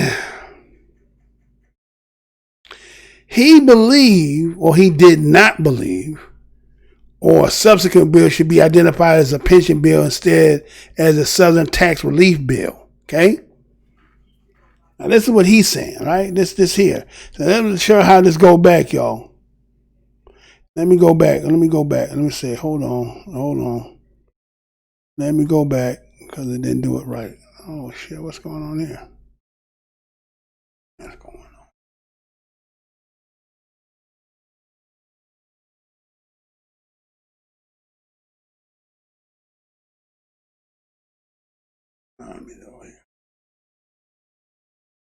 Okay. So what you got is Walter R. Vaughn of Omaha. He was an ex-mayor of the Council Bluff of Iowa. And he did not believe that or subsequent bill should be identified as a pension bill, but instead as a Southern tax relief bill. Now, here it was, they were talking about creating a pension for ex-slaves. But he said this Walter Vaughn, he recognized that the pension would financially benefit former slaves and would indeed be a semblance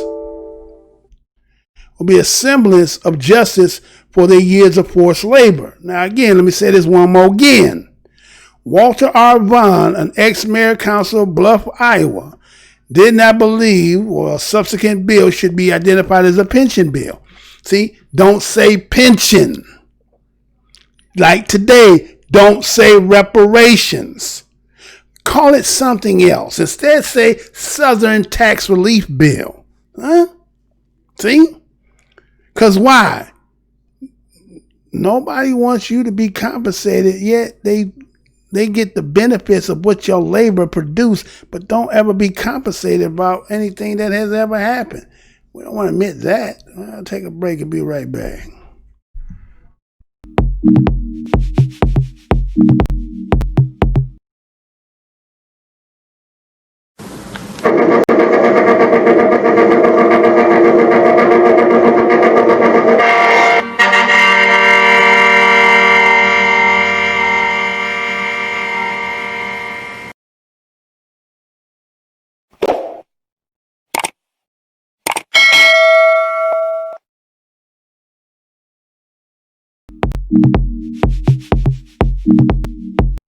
All right, so once again, Southern Tax Relief Bill. And so that Walter R. Vaughn recognized that pension would financially benefit former slaves and would indeed be a semblance of justice for their years of forced labor. And the fact that the outcome would be that would involve ex-slaves spending their pension in the South in order to give the devastated Southern economy a financial boost. Now listen to that. That they would take the money that you're going to give as a Southern tax relief bill, give it to former slaves based on as paying them for their service of work, and that because of what done happened after the Civil War that devastated the economy, there was no economy, that now you got them. But then you also got the settlement of those that you let back in there. So now black people got money and they ain't got money. You see how this is breeding, right? This is how this is breeding that Mellicott cocktail. The problem is you took and devastated and took all their money, and then you're going to put us down there to antagonize them and doing that. Do I really got a problem with it? No. The point is, and the fact that they couldn't protect themselves. There was no gun laws, none of that stuff. They couldn't protect themselves. So you got an angry white cat, mad because he done lost everything, and then you is got everything. What you think gonna happen, y'all? So they wanted to do that to bring and boost the Southern economy. But they said, And so what happened is the push for the ex-slave pension gained momentum in the 1890s. History repeating itself. So you had the grassroots movements composed largely of former slaves. ADOS, BADOS, FBA, B1, family members, friends. They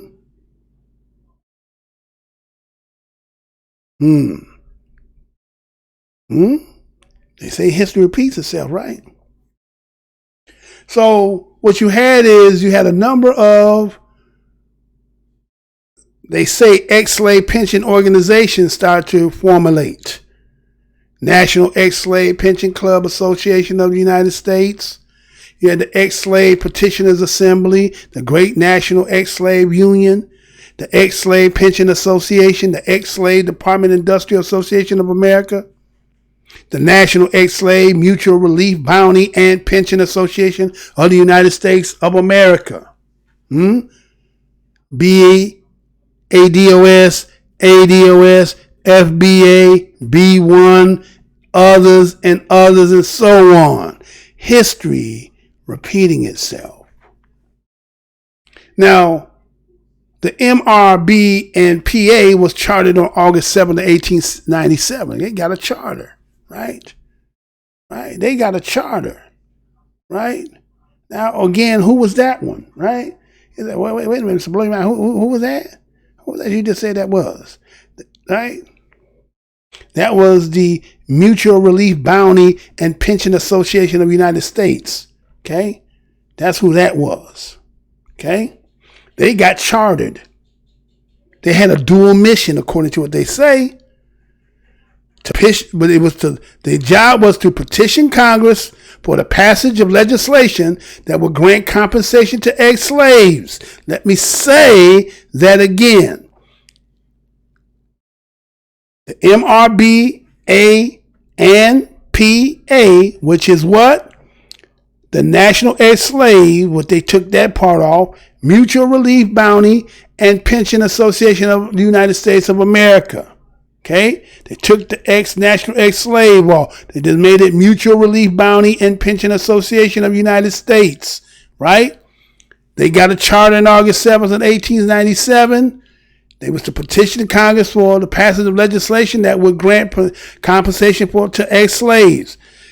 Particularly, they said, the elderly ex-slave, to provide mutual aid and burial expenses.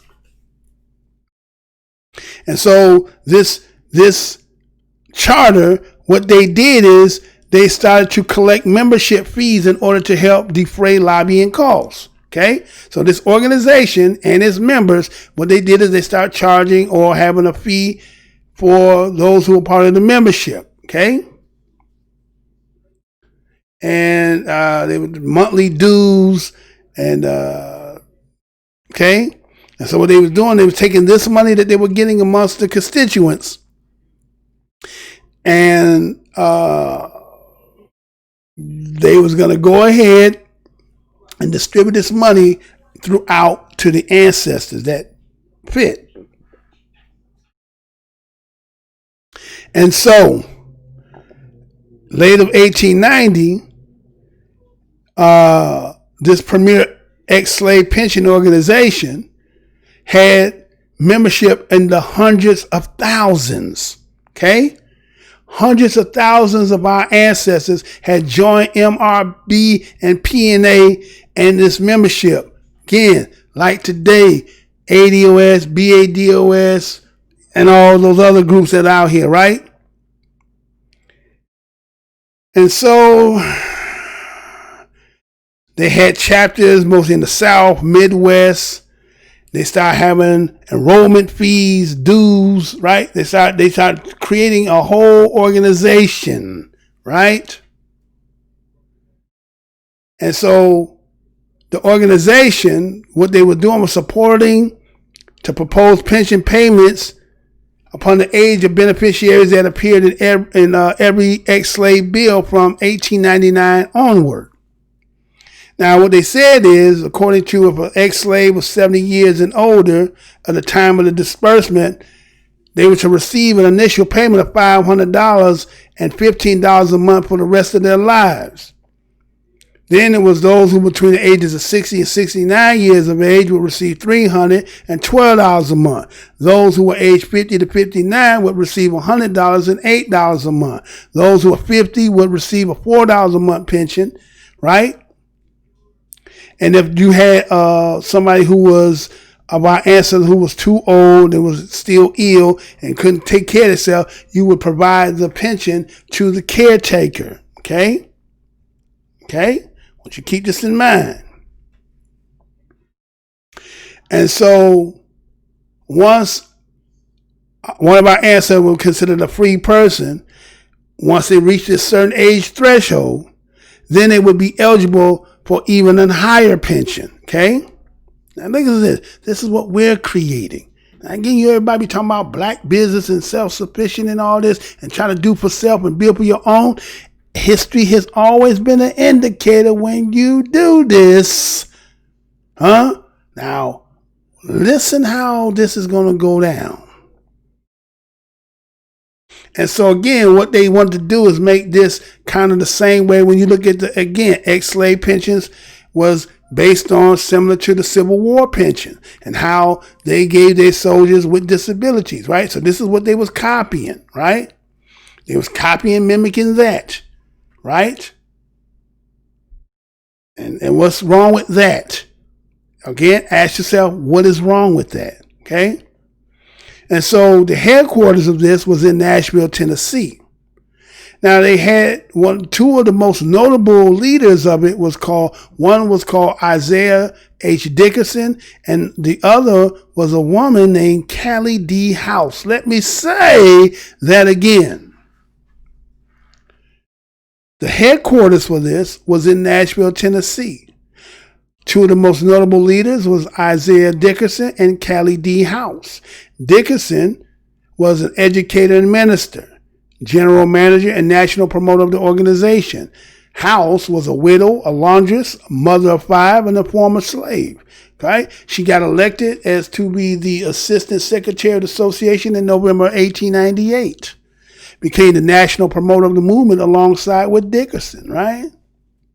And so this association grew, membership had grew, right? And as that membership got big, guess what happened? Government surveillance intensified. So Dickerson and House and other association officers were not aware that the federal government started to have this intense interest in their organization. Why was that? Why was they feeling like this was a threat that black people were being able to take care of themselves and be, Why is that a problem?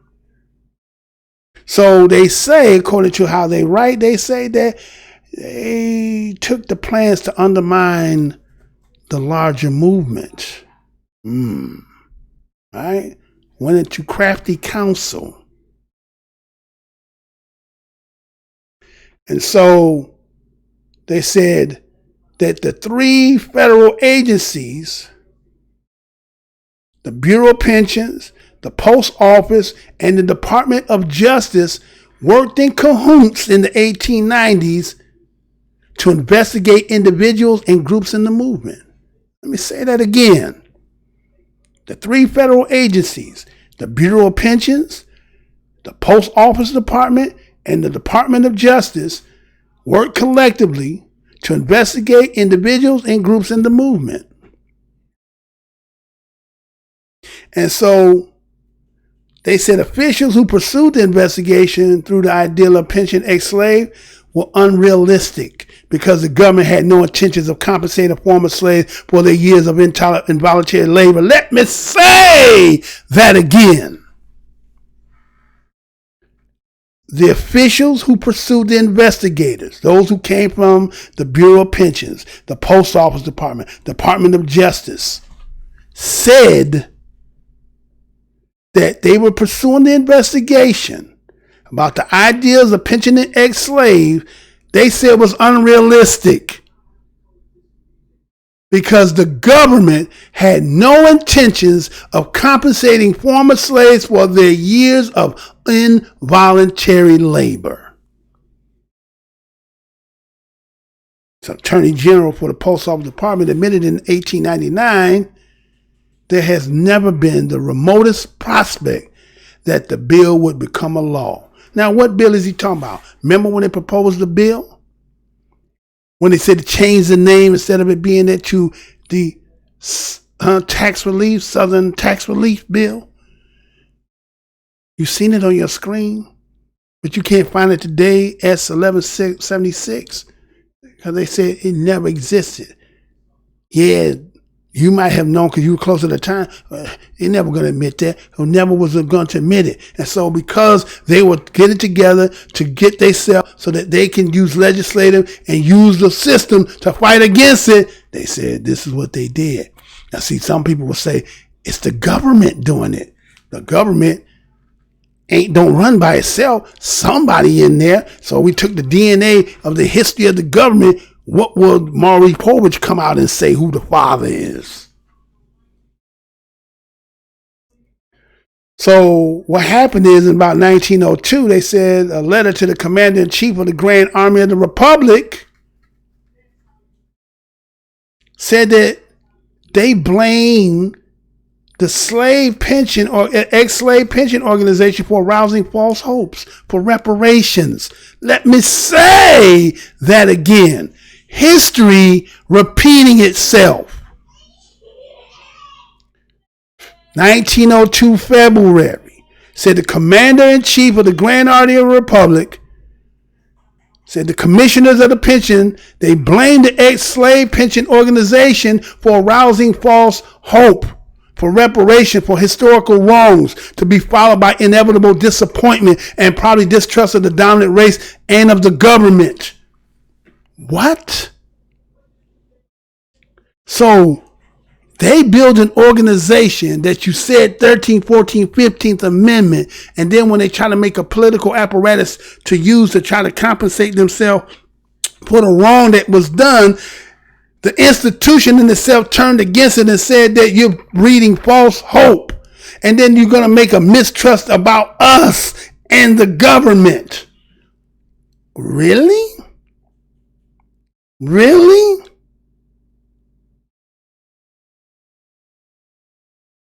So what they did is got special examiners of the law division of the Bureau of Pension attended Slave Pension Association meetings. So they start infiltrating the meetings, y'all. Start taking depositions from the officers, sent letters to officers and members to determine if officers were representing themselves as officials appointed by the United States government. They were trying to see what they saying they from the government. And so you got the Bureau of Pensions. So you got the three, you got Post Office, Bureau of Pensions, right? And you got, right? They all coming, sending in their agents.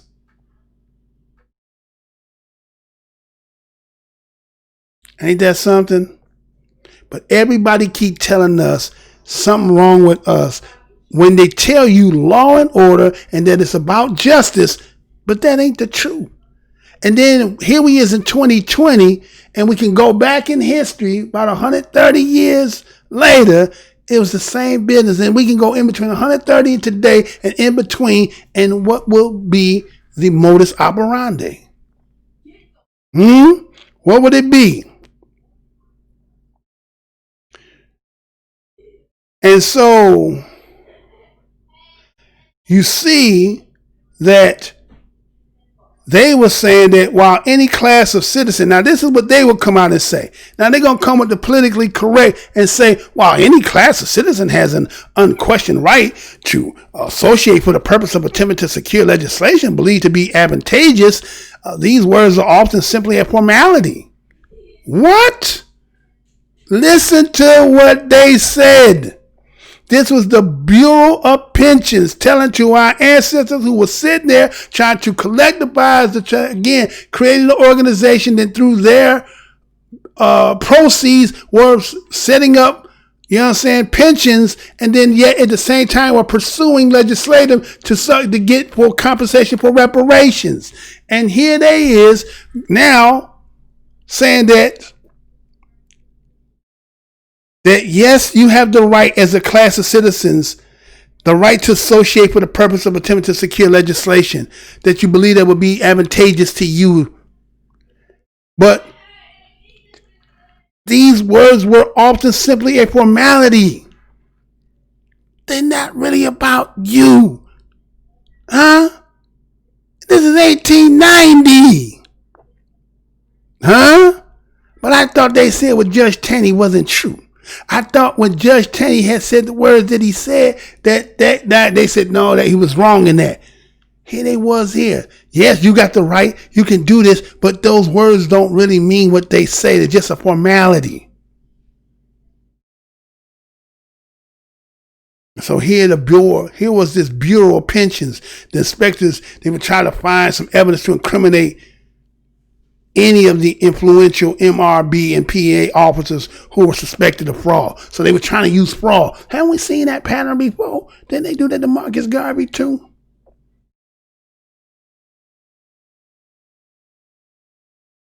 So then you had the post office come. They took action. And they said that the mail that were being used to defraud the ex-slave. Huh? The mail is being defrauded. How? So here was the post office used the extensive anti-fraud powers, issuing fraud orders to organizations and offices. The movement was doing that. That's what they were claiming. Huh? Huh? So in, I think it was 1899, they issued one of the officers a fraud order against MRB and PA. They did one against Dickerson, Reverend D&D McNary, Reverend N. Smith, Reverend H.R. and House. Now again, there's a pattern here. People in position are reverends. Okay? And then what they did is they told them they were forbidding them to deliver any mail matters and the payments of money orders. So they were trying to prevent them from distributing the money that they got from their organization, that they created their own pensions based on their membership that people was willing to participate and do and to facilitate it to the X, and they wanted to shut that down. And so what the mail would do would intercept the mail, return it back to the sender as fraudulent, or they just simply withheld it.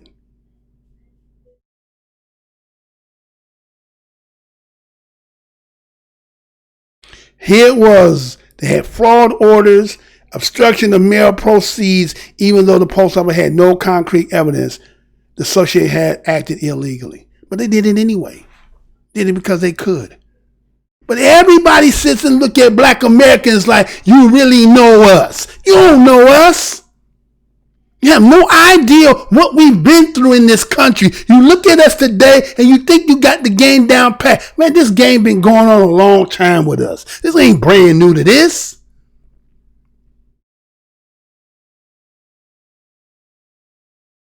And so we see that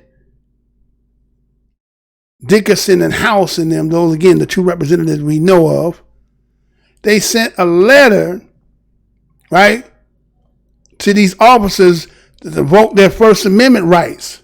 Right to assemble, the right to petition the government, according to the 14th and 15th Amendment, citizen rights, voting rights, based on the fact of the dire conditions of old ex-slaves.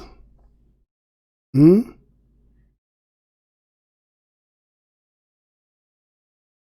so what happens? They kept denying the accusation that the movement was fraudulent or lottery. They went and got themselves an attorney to represent them.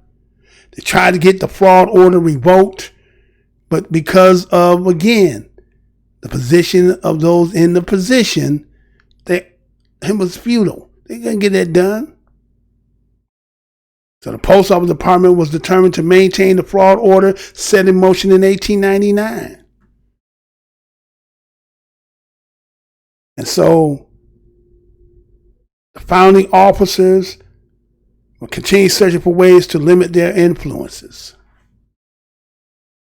So you got the Department of Justice gathered information, probed the activities of the officers, especially House, which is the sister, and was not to counteract any fraudulent belief.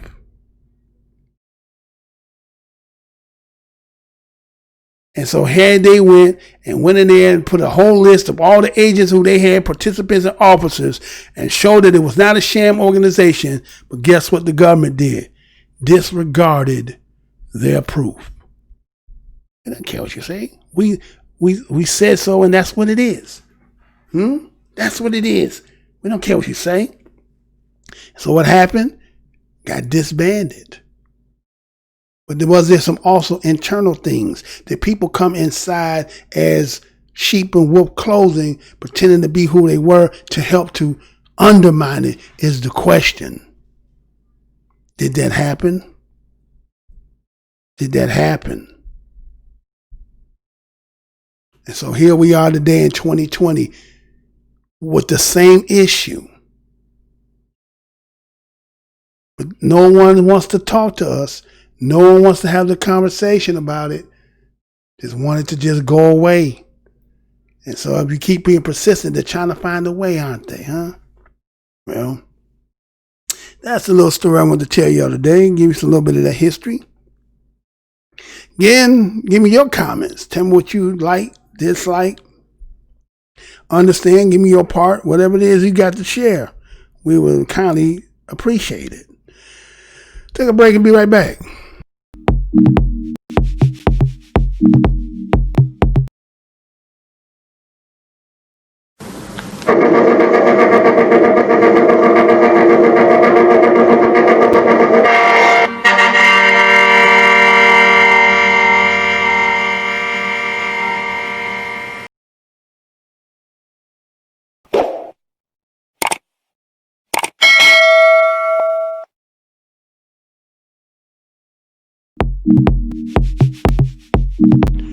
All right, I want to thank each and every one of you for clicking on the video. I thank each and one of you kindly, those who stayed to the end. Much love to you.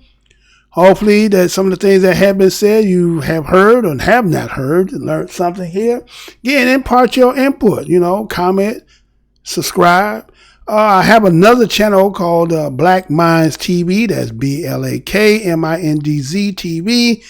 Help me to get to 1,000 subscribers, so that way, that's your way of helping me to, again, I'm the most hated show in the black corner of YouTube.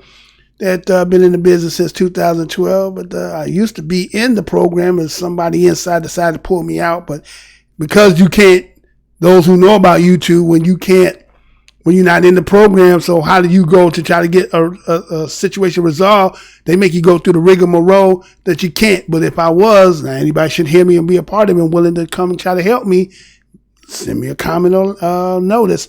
So again, want to thank you.